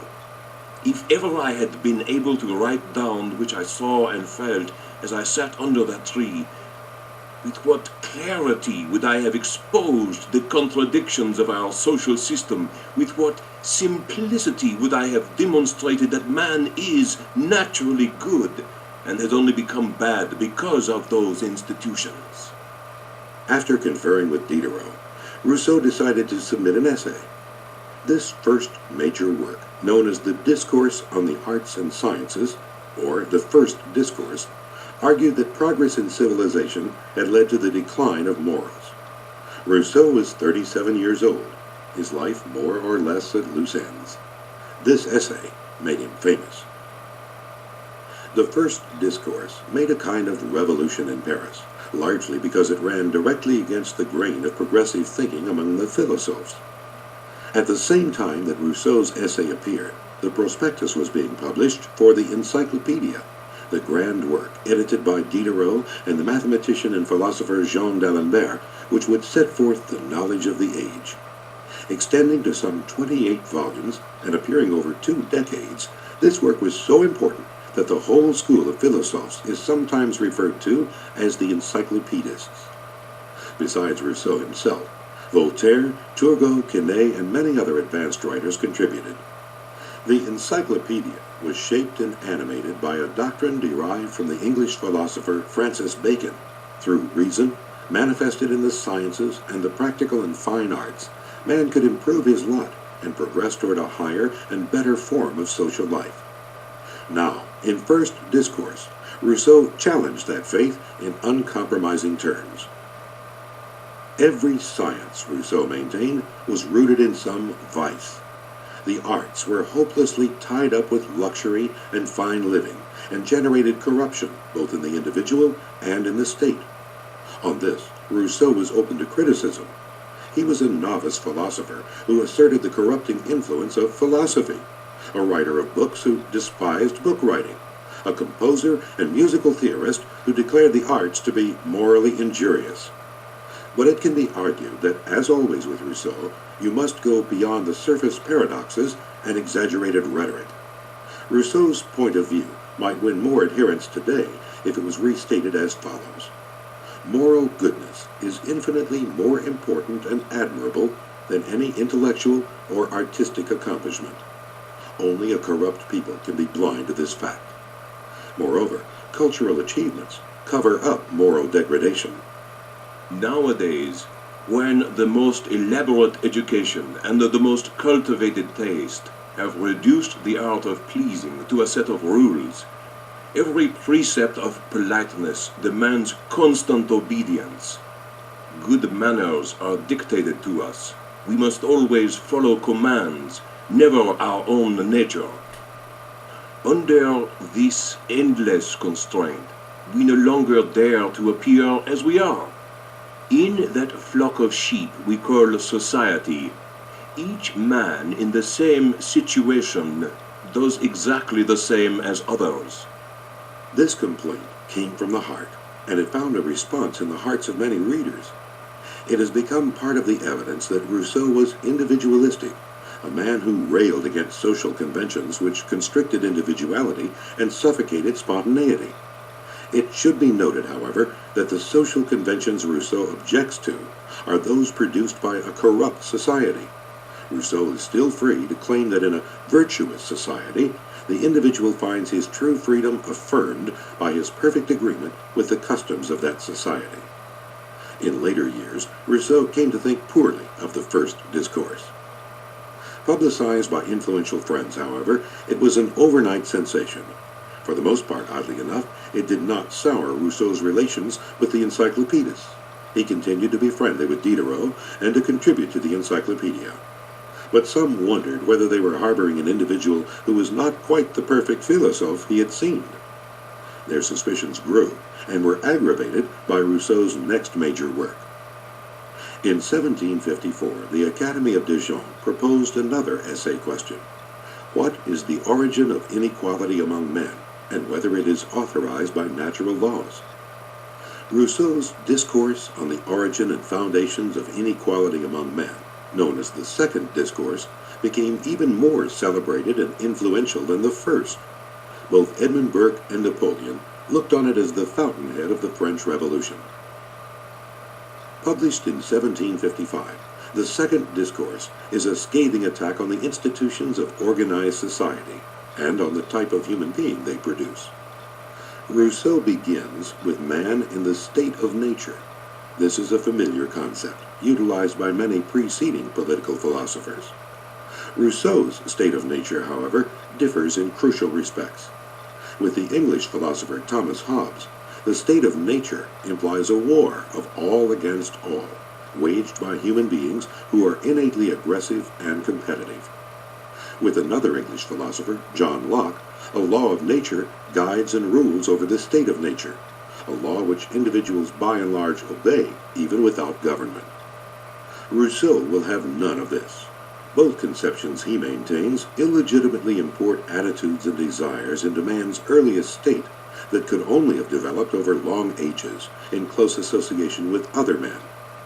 The philosophers who have examined the foundations of society, Rousseau says, have felt the necessity to return to the state of nature, but none of them ever reached it.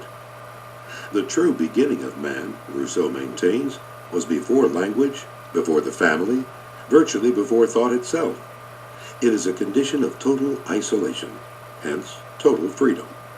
Having neither houses or huts, nor possessing property of any sort, everyone depended on chance for his lodging, and often slept only one night in any one place. Males and females united fortuitously according to encounters, opportunities, and desires. They required no speech to interpret the things they had to say to each other, and they separated with the same ease. Man was content to live as the beasts did. He possessed only two natural capacities, the ability to feel pity and the ability for development. From the ability to feel pity comes man's moral feelings and his compassion. From the ability for development comes all the things, for good or evil, which distinguish civilized man from primitive or natural man. Man leaves this original state of nature and gradually comes to live in what Rousseau calls nascent society. Here he has a settled abode, a family life, and the simple beginnings of property. He associates with his fellows, but these are generally bonds of friendship and mutual aid. All in all, Rousseau believes this is man's happiest state. Tragically, it does not last. He who sang or danced the best, he who was the most handsome, the strongest, the most adroit, or the most eloquent became the most esteemed. And that development marked the first step toward inequality, and at the same time towards vice. From these first preferences were born, on the one hand, vanity and contempt, and on the other, shame and envy. The fermentation caused by these new leavens finally yielded compounds ruinous both to happiness and innocence. With this development comes a new emotion, which Rousseau calls self-love. This is different from the natural love that a creature has for itself, what we call the instinct of self-preservation. This emotion, channeled by pity or empathy, ultimately generates the feeling of humane concern for others. The next leap into social evolution, the introduction of agriculture, metalworking, and private property, increases man's ruthlessness. This is the true watershed, according to Rousseau. He describes its significance in the most famous passage in this second discourse. The first man who, having enclosed a piece of ground, could think of saying, "This is mine," and found people simple enough to believe him, was the real founder of civil society. How many crimes, wars, murders, miseries, and horrors would not have been spared to the human race by one who, plucking up the stakes or filling in the trench, should have called out to his fellow men, "Beware of listening to this impostor. You are undone if you forget that the earth belongs to no one, and that its fruits belong to all." Private property brings war into the world.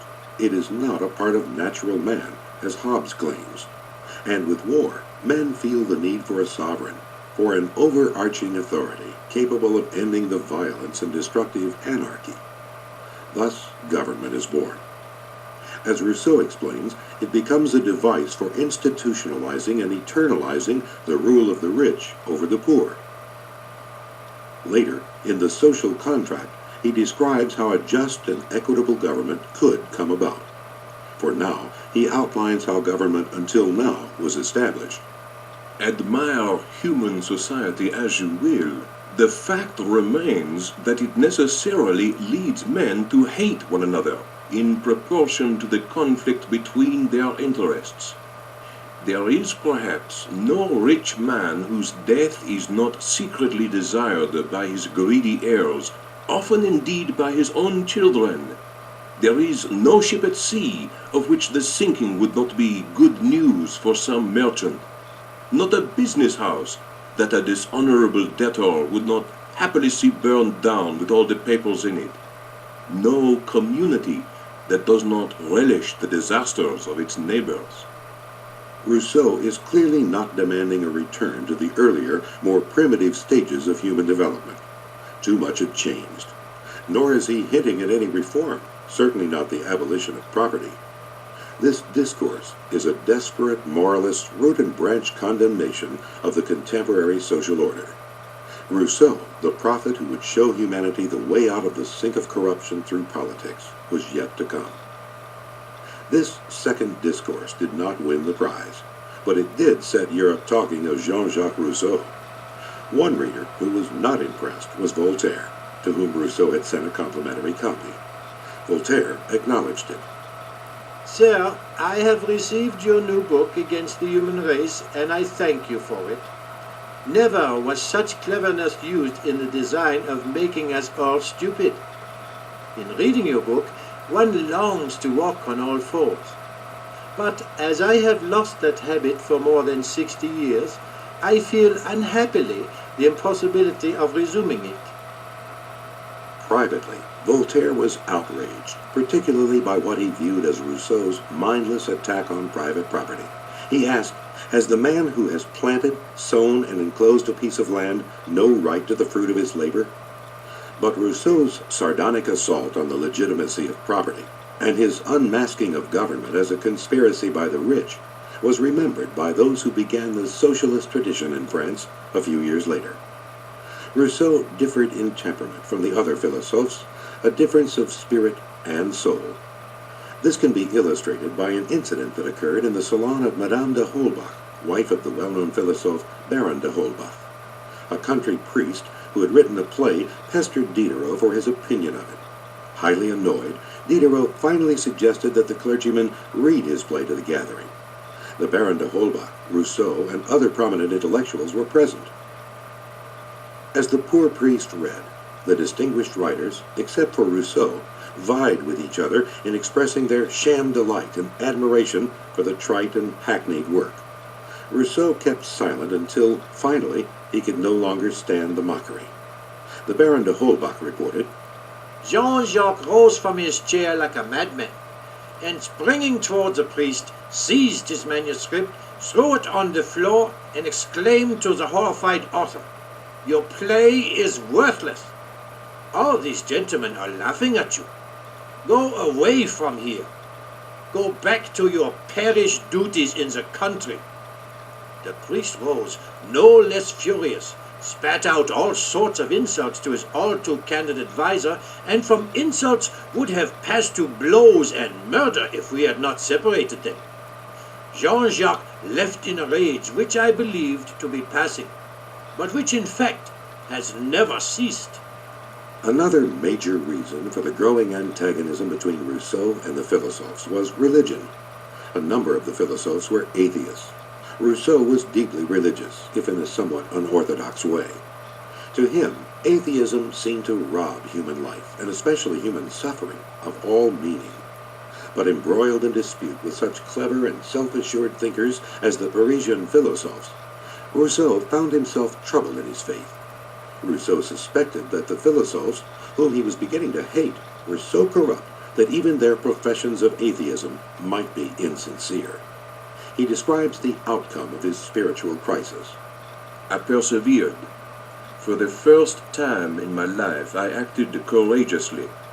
After what were perhaps the most ardent and sincere investigations ever conducted by any mortal, I made up my mind once and for all on all the questions that concerned me. It is true, no doubt, that the prejudices of childhood and the secret wishes of my heart tipped the scales on the side which was the most comforting to me. It is hard to prevent oneself from believing what one so keenly desires.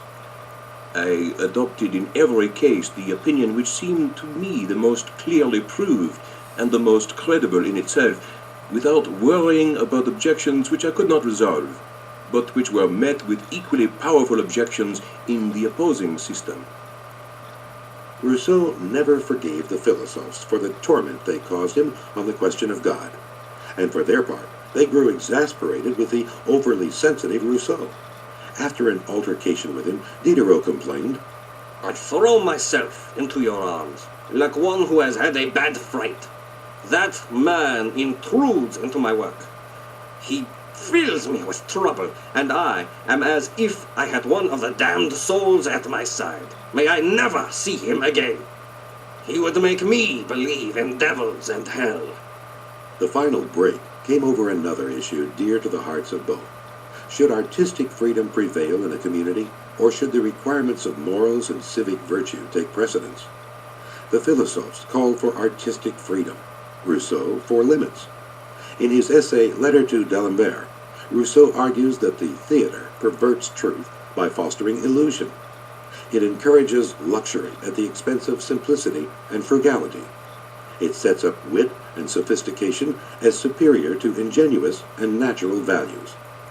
Since it debases the character of the people, no argument for the pleasure it gives or the good taste it cultivates can carry any weight, for nothing is more important than the people's character.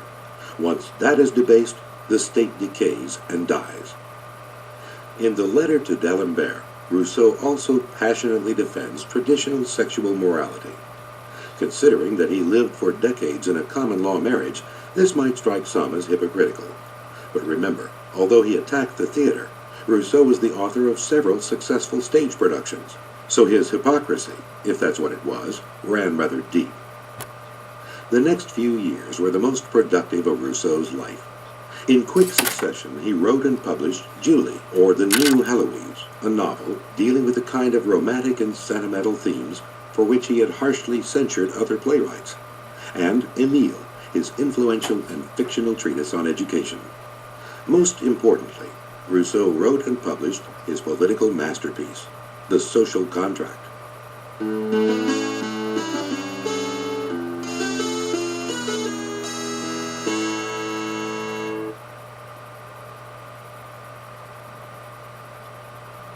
Alright, you guys, part 3. This is the last part.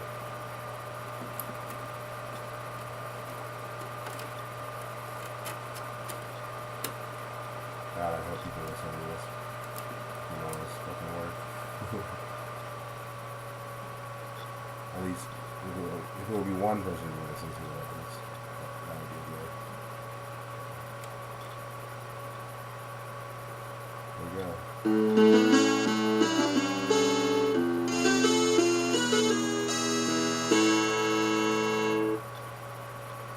The Social Contract is subtitled Principles of Political Right. On the title page, Rousseau identifies himself as citizen of Geneva, and in the brief introduction, Rousseau somewhat smugly underscores the distinction he enjoyed over other philosophers. He was born the citizen of a free state and a member of its sovereign body. And whenever I reflect upon governments, I am happy to find that my studies always give me fresh reasons for admiring that of my own country. The less than enthusiastic reception Geneva gave his most famous political work left Rousseau embarrassed and chagrined.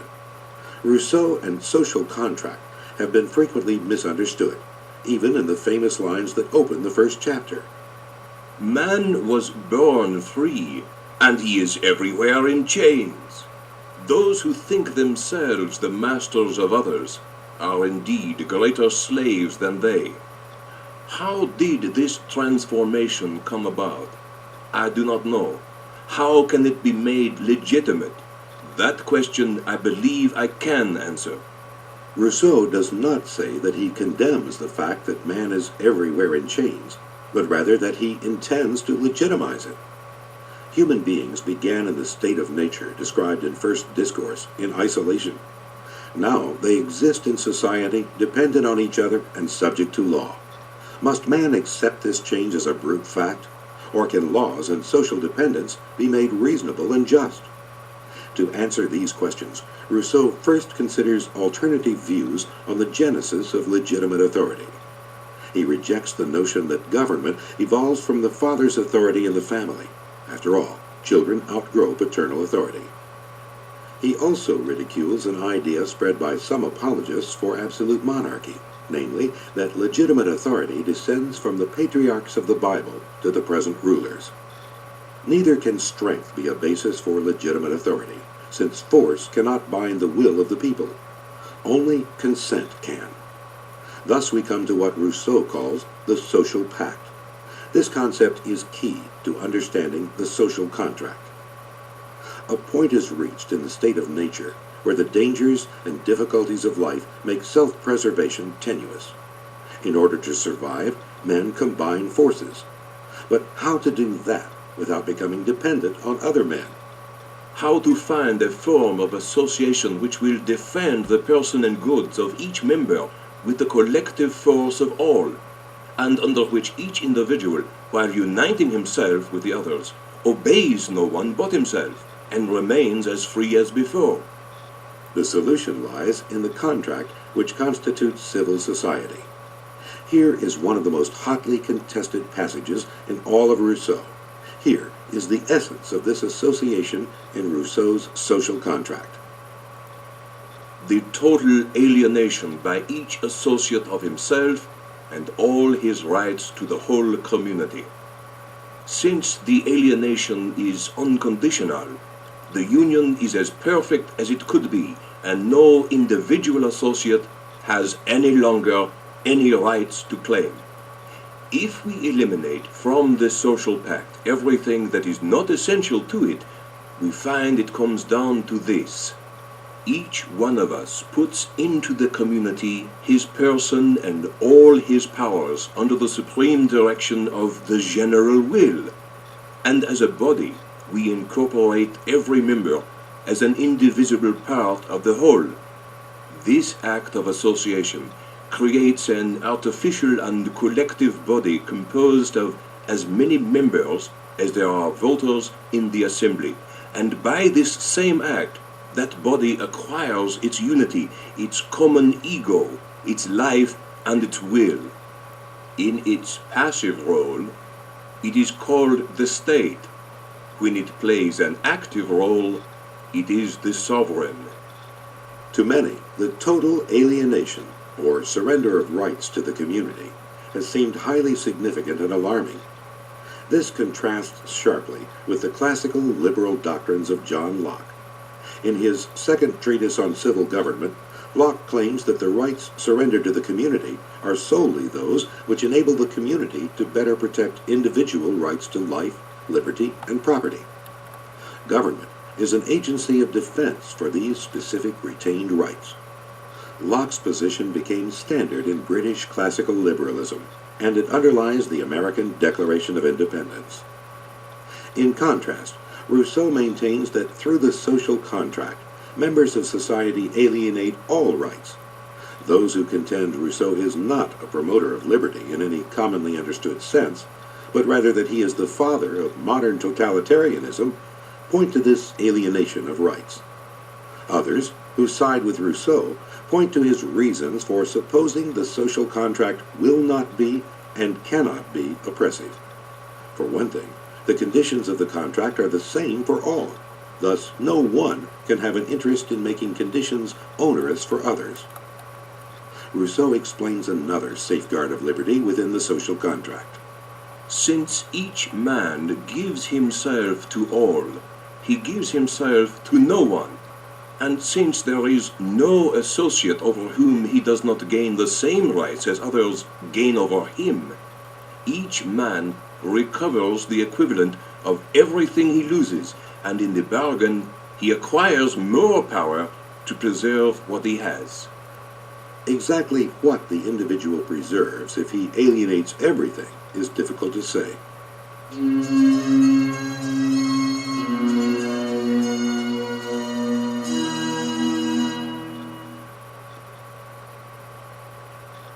Once an individual consents to the social contract, Rousseau continues, he tacitly commits himself to a rather amorphous force called the general will, a concept which has troubled students of Rousseau since the social contract was first published. At this point, Rousseau, the lover of paradox and rhetorical effects, puts the matter in what some have considered a sinister way. Whoever refuses to obey the general will shall be constrained to do so by the whole body, which means nothing other than that he shall be forced to be free. Forced to be free. Many agree that individuals should be compelled to obey laws with which they disagree. Rousseau contends that such compulsion is really a form of freedom. This strikes many as perverse. But consider what Rousseau says next.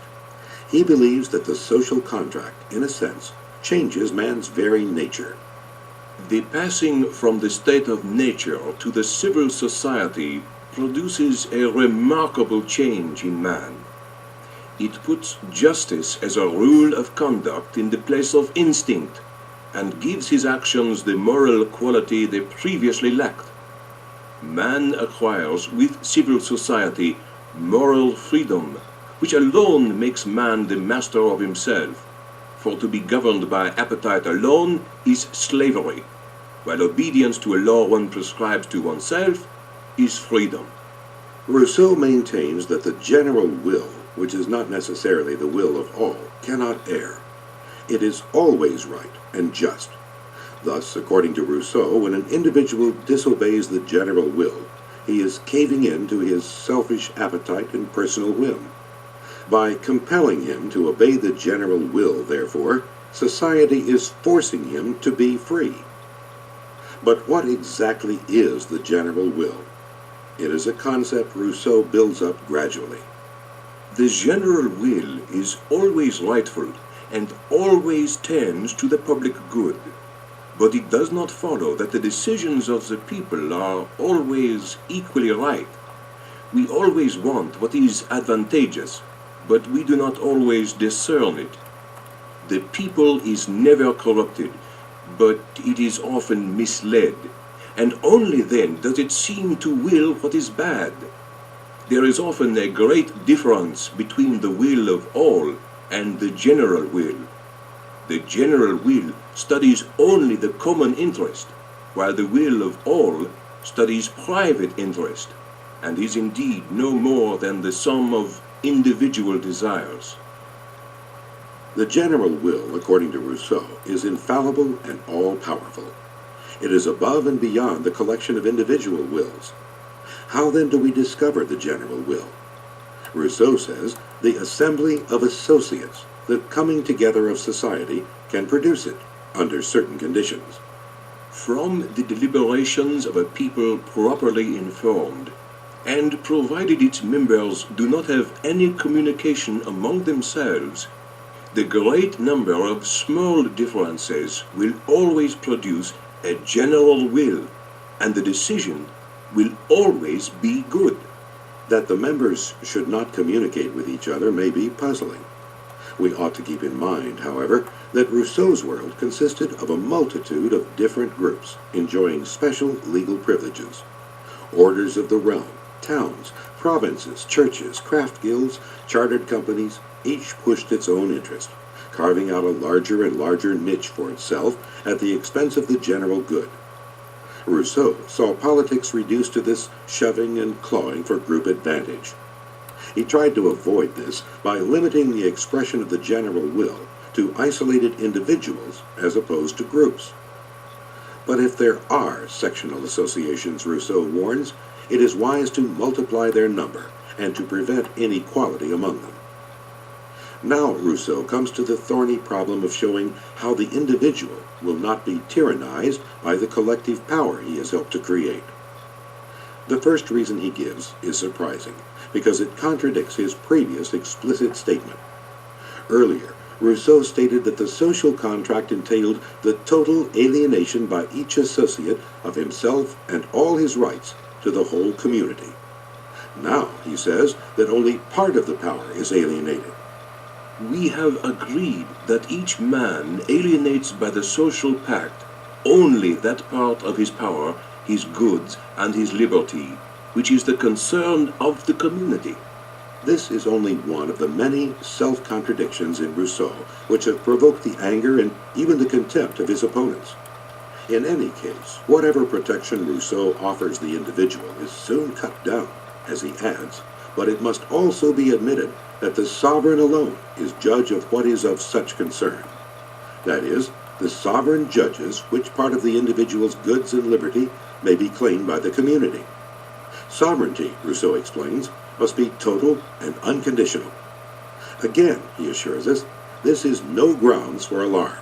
As the sovereign is formed entirely of the individuals who compose it, it has not, nor could it have, any interest contrary to theirs, and so the sovereign has no need to give guarantees to the subjects, because it is impossible for a body to wish to hurt all of its members, and as we shall see, it cannot hurt any particular member. The sovereign by the mere fact that it is always all that it ought to be. Despite the absolute power of sovereignty, some people assert that Rousseau protects individual rights through another proviso introduced into the concept of the general will. The general will must be universal. It must apply equally to all. The general will, to be truly what it is, must be general in its purpose as well as in its nature. It should spring from all and apply to all. The sovereign power, wholly absolute, wholly sacred, wholly inviolable as it is, does not go beyond and cannot go beyond the limits of the general covenants. And thus every man can do what he pleases with such goods and such freedoms as is left to him by these covenants. And from this it follows that the sovereign has never any right to impose greater burdens on one subject than on another. For whenever that happens, a private grievance is created, and the sovereign's power is no longer competent.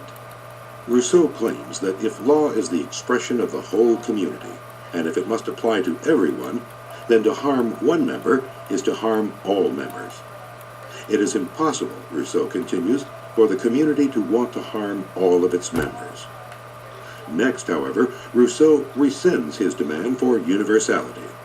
When I say that the province of the law is always general, I mean that the law considers all subjects collectively and all actions in the abstract.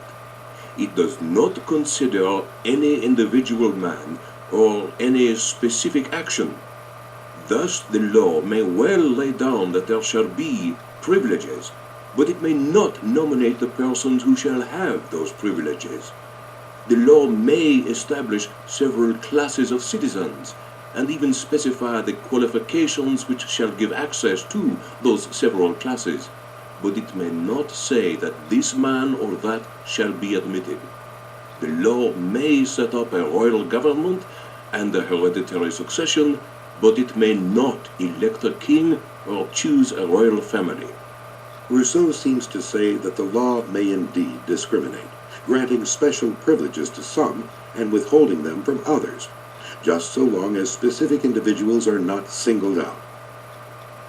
This discrimination clearly negates the protection supposedly afforded to the individual by the law's universality. But does universality actually provide this protection? Imagine a law requiring everyone to profess a certain religion, much like the civil religion Rousseau later proposes. Wouldn't such a law infringe on the freedom of followers of different faiths, and on atheists for that matter? Yet if the law is merely the expression of the general will, as Rousseau maintains, it cannot infringe on freedom. The precise nature of the general will is rendered more questionable by a famous passage in the social contract.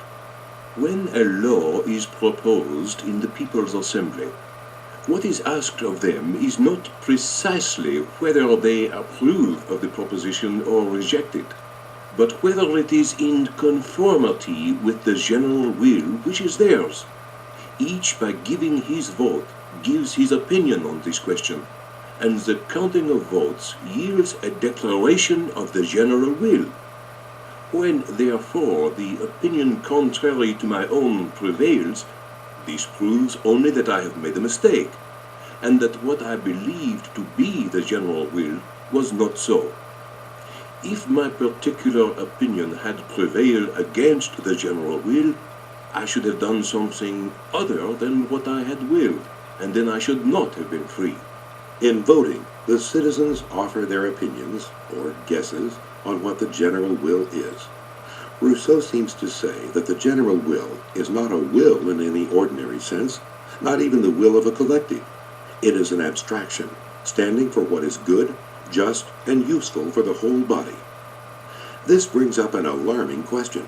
Is it possible that the true general will can be discovered by a small, self-appointed elite, which is well-informed and which has only the good of society at heart?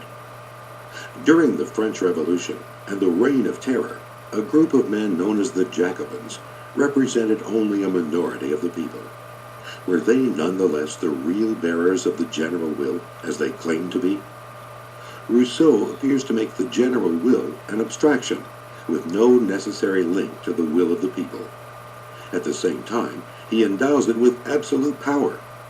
Is this engine of totalitarian control now available to any group of zealots who feel they have the truth and know what is best for society, regardless of what the other members of society may think? Some supporters of Rousseau mitigate these totalitarian influences by directing attention to other passages of his works. One example of this is the long article he wrote for the Encyclopedia titled Political Economy, which appeared 7 years before The Social Contract. Here, Rousseau sketches a theory of the state, utilizing the concept of the general will. He also addresses the question of protecting the individual's life and liberty. If someone were to tell us that it is good that one person should perish for all, I would admire this saying when it comes from the lips of a worthy and virtuous patriot who dedicates himself willingly and out of duty to die for the welfare of his country.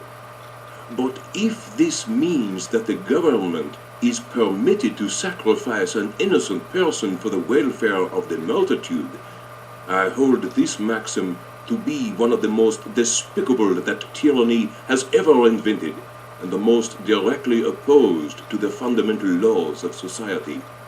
For far from it being the case that one individual should die for all have committed their goods and lives in defense of each of them, so that individual weakness would always be protected by public force, and each member by the entire state. The Rousseau who wrote this would have been horrified by the wholesale violations of individual rights performed in his name by the Jacobins during the Reign of Terror. His defenders would add that Rousseau's ideal society, the one which the social contract suited perfectly, is quite a small one. Did Rousseau believe then that the great monarchies of his time were illegitimate? Not necessarily. Any state which is ruled by law I call a republic, whatever the form of its constitution, for then and then alone does the public interest govern, and then alone is the public thing, the res publica, a reality. If it is to be legitimate, the government must not be united with the sovereign, but must serve it as a ministry. So even a monarchy can be a republic. But can the law be declared by the people in person each and every time? This is not to say that the commands of leaders may not pass for the general will, if the sovereign, being free to oppose them, does not do so. In such a case, the silence of the people permits the assumption that the people consents. The silence of the people. The general will cannot be represented, but it can often be assumed from the silence of the people when they have the power to override the government. In Rousseau's article on political economy, he further reduces the need for the people to declare the general will explicitly. How, I will be asked, does one go about knowing the general will in the situation where it is not expressed? Must the whole nation be assembled at each unforeseen event? It ought the less to be assembled, because it is not sure its decision would be the expression of the general will, because this means is unworkable for a large populace, and because it is rarely necessary when the government is well-intentioned. For the leaders know very well that the general will is always on the side most favorable to the public interest, that is, the most equitable, so that it is necessary simply to be just, to be assured of following the general will. Rousseau appears to say that his views apply to countries with large populations. After all, in most cases, the government need not consult the people, but can assume the general will on the basis of what is just and right. Over 10 years after the publication of the Social Contract, however, when Rousseau wrote his self-justification, titled Rousseau, Judge of Jean-Jacques, he took pains to deny that the Social Contract referred to populist states such as France. Rousseau states this denial in third person. His object could not be to bring back large populations and big states to the initial simplicity, but only to arrest, if possible, the progress of those small and isolated enough for their preservation from the perfection of society and the deterioration of the species. Perversely, one wished to see a promoter of subversion and troubles in the man who is most prone to respect national laws and constitutions, and who has the strongest aversion for revolution. Defenders of Rousseau stress that the social contract refers exclusively to small states. In a small state, they claim, a truly uncoerced consensus is more likely to emerge. This minimizes the need to force the dissident individual to be free. But other aspects of Rousseau point in a different, more totalitarian direction. A monarchy can constitute a republic. A king can carry out the general will, and large populations need not be consulted directly. The whole tenor of the social contract also points in this direction. Anyone who reads the beginning of this book, man was born free and is everywhere in chains, and so on, would be forgiven for thinking Rousseau is offering a general theory of political legitimacy, applicable to states large and small. But Rousseau's defenders retort that his method was to make a large claim, only to introduce successive qualifications. And so the debate continues.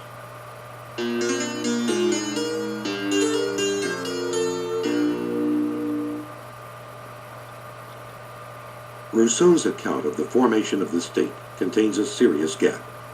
Given that the population comes together and forms a corporate body known as a state through the social contract, how do the members instantly become capable of acting like virtuous citizens? The moment before the social contract, Rousseau considers man to be nothing more than a stupid and limited animal. The moment after, man is required to recognize the good and to conform his will to it. Rousseau attempts to solve this dilemma. He bridges the passage of man from a brute to a civic-minded citizen with the lawgiver. The lawgiver is a kind of deus ex machina, or God from the machine, who suddenly appears to resolve every problem miraculously. Rousseau describes the lawgiver. Whoever ventures on the enterprise of setting up a people must be ready to change human nature, to transform each individual, who by himself is entirely complete and solitary, into a part of a much greater whole, from which that same individual will then receive, in a sense, his life and being. The founder of nations must weaken the structure of man in order to fortify it, to replace the physical and independent existence we have all received from nature with a moral and communal existence. The nearer men's natural powers are to extinction or annihilation, and the stronger and more lasting their acquired powers, the stronger and more perfect is the social institution. The lawgiver, Rousseau asserts, is the engineer who invents the machine. He refers to John Calvin's role in establishing the laws of Geneva. The model he mentions in the text is Lycurgus. Tradition ascribes the laws of ancient Sparta to Lycurgus. As a boy, Rousseau's favorite author was Plutarch, who idealized Lycurgus. He wrote of Plutarch in his last book, "He was my first childhood reading, and he will be the last reading of my old age." This is Plutarch's judgment on Lycurgus. It was not the design of Lycurgus that his city should govern a great many others. He thought rather that the happiness of a state, as a private man, consisted chiefly in the exercise of virtue, and in the concord of the inhabitants. His aim, therefore, in all his arrangements, was to make and keep them free-minded, self-independent, and temperate. Lycurgus was the author, not in writing, but in reality, of a government which no one else could so much as copy. In Sparta, citizens could not farm, engage in trade, or commercial activity. These were reserved for the slaves, the helots, and the few foreigners permitted in the state. From the age of 7 to 30, males were subjected to a pitiless regimen of physical training and military drill. A visitor, tasting the famous Spartan black broth, the staple of their diet, was supposed to have said, "Now I understand why the Spartans do not fear death." Laws regulated every aspect of the individual's life, down to the most intimate detail. Through compulsory education, public festivals, and other ritual occasions, the Spartan was molded and shaped into a very special human being. A human being widely admired, even by some of the philosophers of Sparta's arch-enemy, Athens. This is puzzling. After all, Sparta produced no thinkers or artists comparable to the great Athenians. What it did produce was something that Rousseau considered more important than plays and beautiful statues.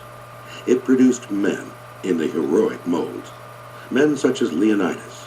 This Spartan general and his 300 warriors at Thermopylae fought to the last man against the vast army of Xerxes, the king of Persia.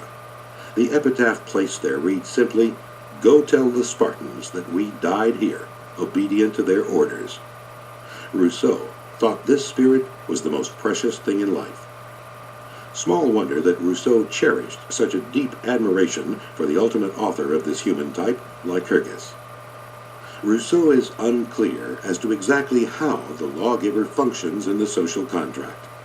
He tries to salvage the ultimate sovereignty of the general will by saying that the lawgiver will only frame the laws, which will then be submitted to the people for ratification. But how will a newly formed people have the wisdom to accept the beneficent rules conceived by the sage statesman? By themselves, the people always will what is good, but by themselves they do not always discern it. The general will is always rightful, but the judgment which guides it is not always enlightened. It must be made to see things as they are, and sometimes as they should be seen.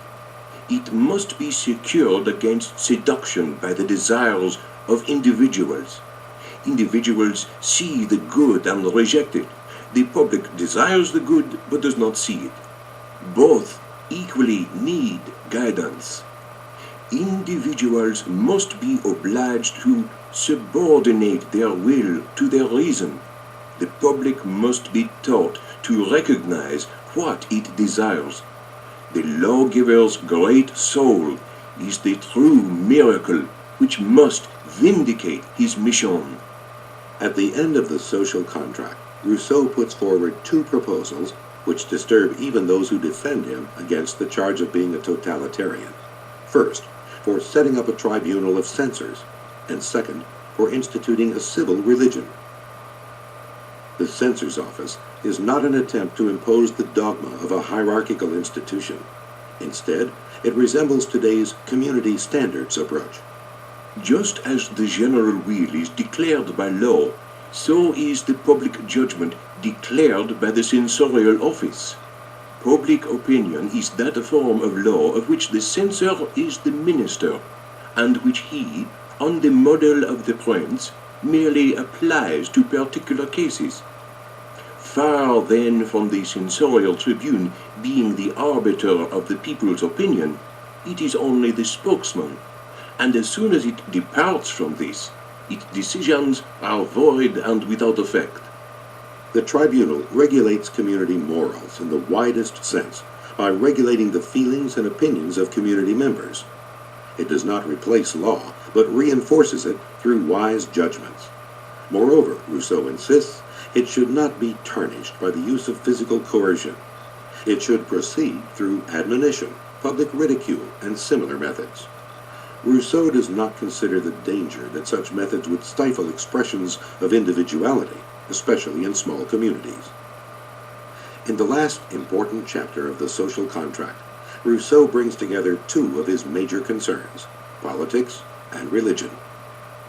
The ancient states which Rousseau so admired combined the two. Then came Christianity. The later Catholic historian Lord Acton credited Christianity with dividing power between the realm of Caesar and the realm of God, thus creating a sphere free of governmental intrusion. Rousseau laments this division. Jesus came to establish a spiritual kingdom on earth. This kingdom, by separating the theological system from the political, meant that the state ceased to be a unity and it caused those intestine divisions which have never ceased to disturb Christian thought. The consequence of this dual power has been an endless conflict of jurisdictions, which has made any kind of good polity impossible in Christian states, where men have never known whether they ought to obey the civil ruler or the priest. The Christian's homeland, Rousseau explains, is not of this world. The authentic Christian would think twice about shedding blood to thwart a tyrant. He would simply resign himself to tyranny in this vale of tears. In war, the Christian would do his duty and defend his country, but he would lack the vigor and aggressiveness of those whose first love is their state. Perhaps carried away by his argument, Rousseau declares, Christianity preaches only servitude and submission. Its spirit is too favorable to tyranny for tyranny not to take advantage of it. True Christians are made to be slaves. They know it and they hardly care. This short life has too little value in their eyes. A citizen's private beliefs, Rousseau says, are none of the law's business, except when those beliefs are important to the community. Presumably, this means when they might infringe on the citizen's duty to the state. Over and above these private beliefs, Rousseau proposes to establish a religion which supports communal life. There is thus a profession of faith which is purely civil, and of which it is the sovereign's function to determine the articles, not strictly as religious dogmas, but as sentiments of sociability, without which it is impossible to be either a good citizen or a loyal subject.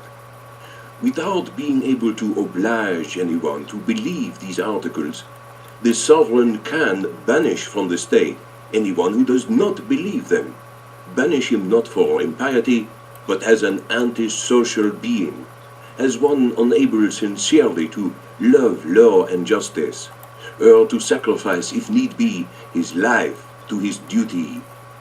Then Rousseau adds a chilling demand. If anyone, after having publicly acknowledged these same dogmas, behaves as if he did not believe in them, then let him be put to death, for he has committed the greatest crime, that of lying before the law. Rousseau does not specify what constitutes behavior indicative of disbelief, and therefore worthy of death. He does specify a religion, however, which the state could not tolerate, one which denies toleration to others.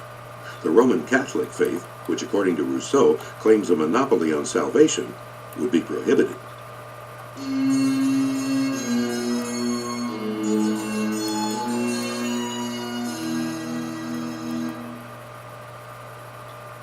Public authorities reacted to his works quite differently than Rousseau had expected. In June 1762, the Parliament of Paris ordered his book Émile to be burned and Rousseau to be arrested. A few days later, the government of Geneva issued a writ for the public burning of Émile and the social contract, and for Rousseau's arrest. Rousseau sought refuge in a Swiss territory belonging to the tolerant King of Prussia, Frederick the Great. In 1766, Rousseau visited England with the Scottish philosopher David Hume. The fashionable circles of politics and culture doted on him.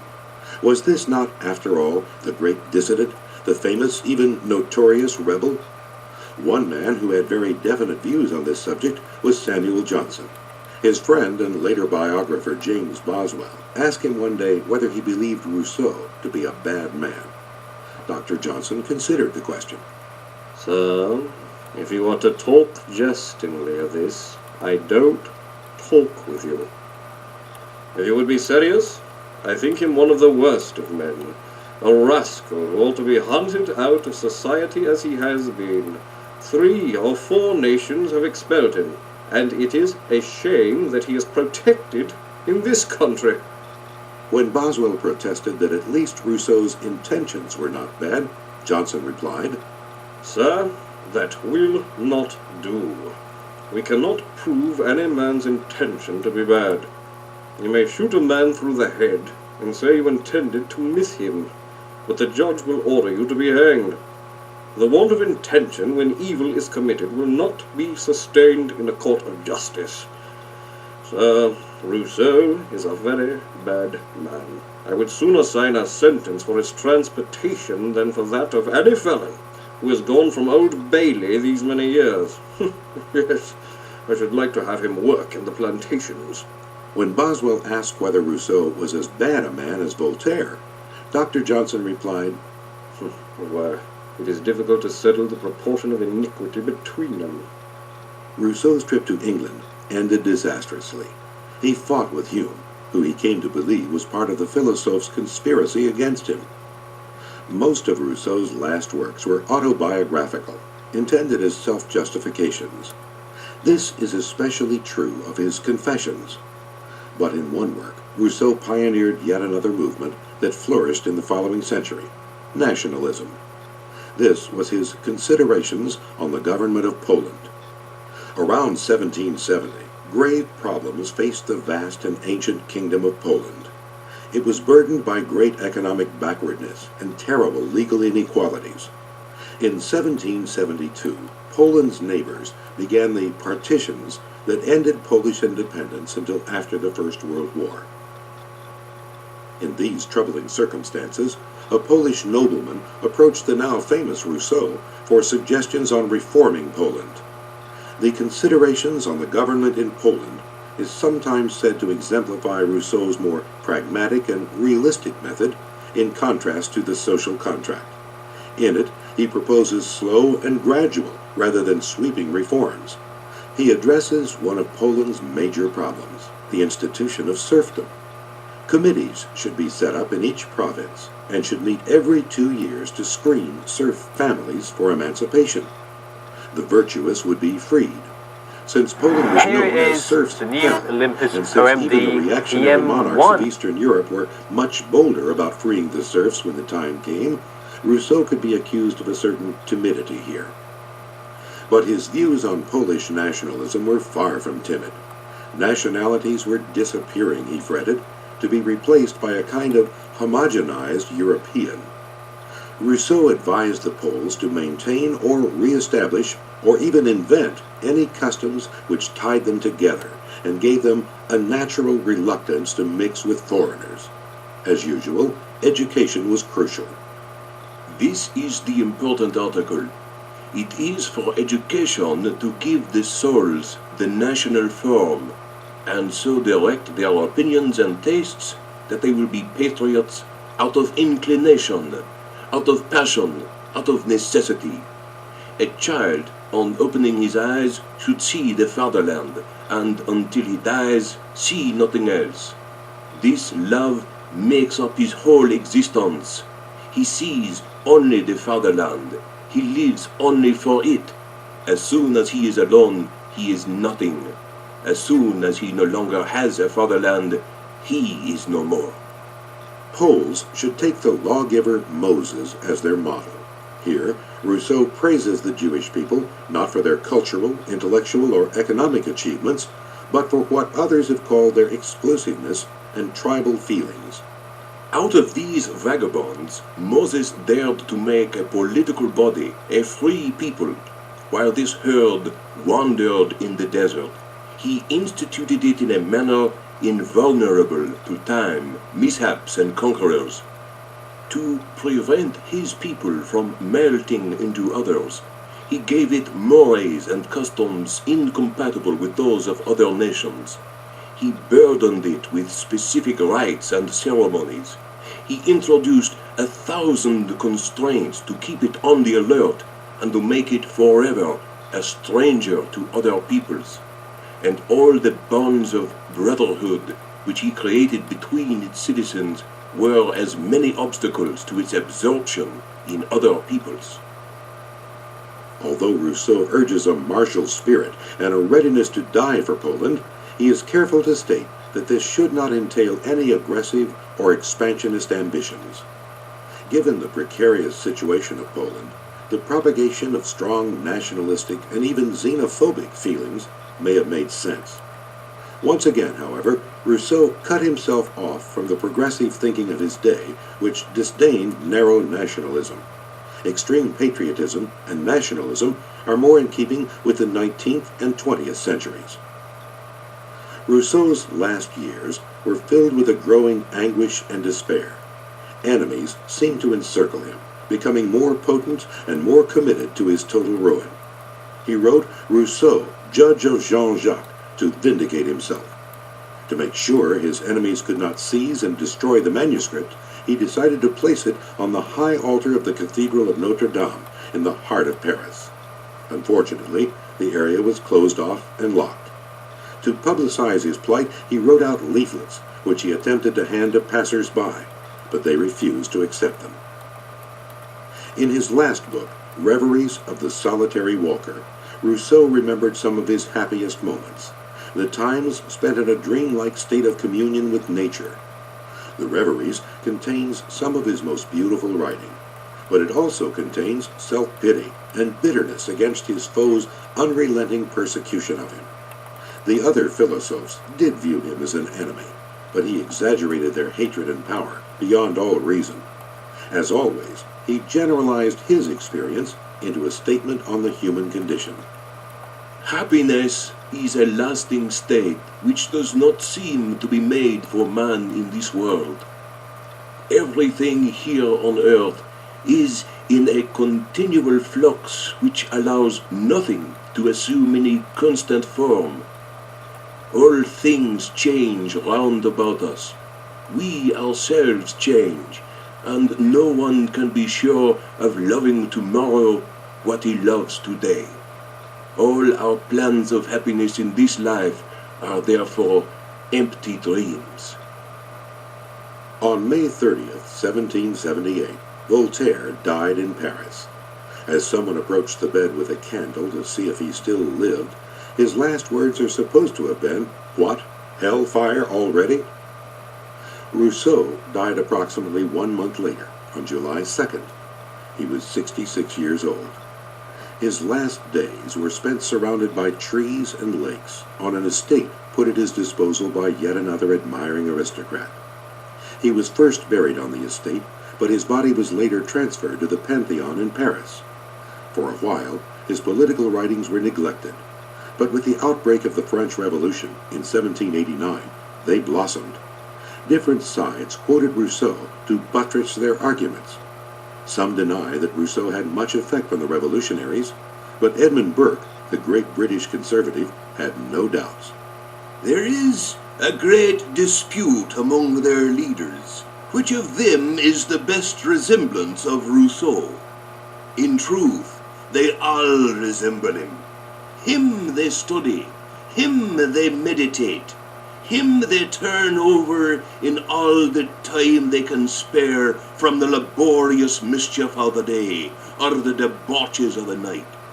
Rousseau is their canon of holy writ. To him they erect their first statue. But Rousseau's greatest impact was on the radical phase of the revolution, when the Jacobins, led by Robespierre and his young lieutenant Saint-Just, seized control. Although not everyone now or then would agree, Robespierre believed he was conscientiously applying the principles of the social contract to a France confronted by enemies within and without. If it was necessary to strip the individual of his basic rights, to push terror to the utmost in order to achieve this, so be it. Nothing took precedence over the general will. In the 2 centuries since Rousseau's death, the debate has raged over the real meaning and effect of his ideas. Some consider him to be a prophet of democracy and the moral dignity of the individual. Others view him as an enemy of all organized society and as an infantile rebel against authority. Still others see him as an unvarnished totalitarian.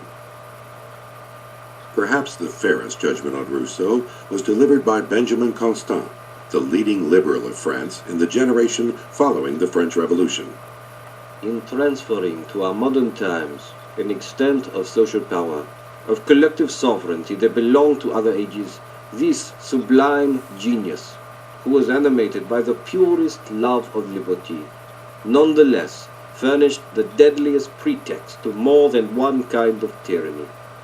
I will certainly shun joining the detractors of a great man a mob of inferior minds is busy trying to tarnish his glory. He was the first to popularize the feeling for our rights.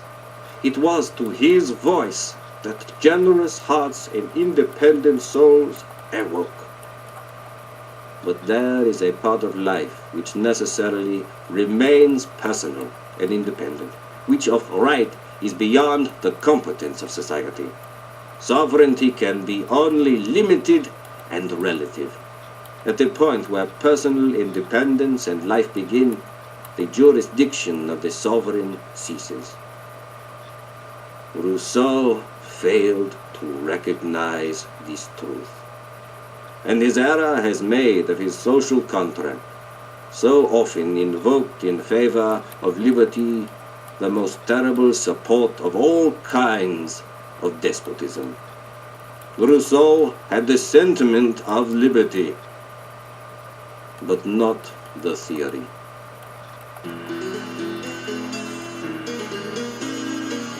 We hope you've enjoyed this presentation of The Social Contract by Knowledge Products. The script for The Social Contract is by Ralph Rayco. Script editing by Wendy McElroy. Narration by Craig Deichman. Production by Pat Childs and Sharon Weil. Dialect consulting by Ruth Sweet. Voice characterizations are by Travis Hardison, Don Jones, and E.R. Davies. Recorded at Archer Productions. This material may not be copied in whole or in part without the permission of the copyright owner. Copyright 1986 by Carmichael & Carmichael Incorporated.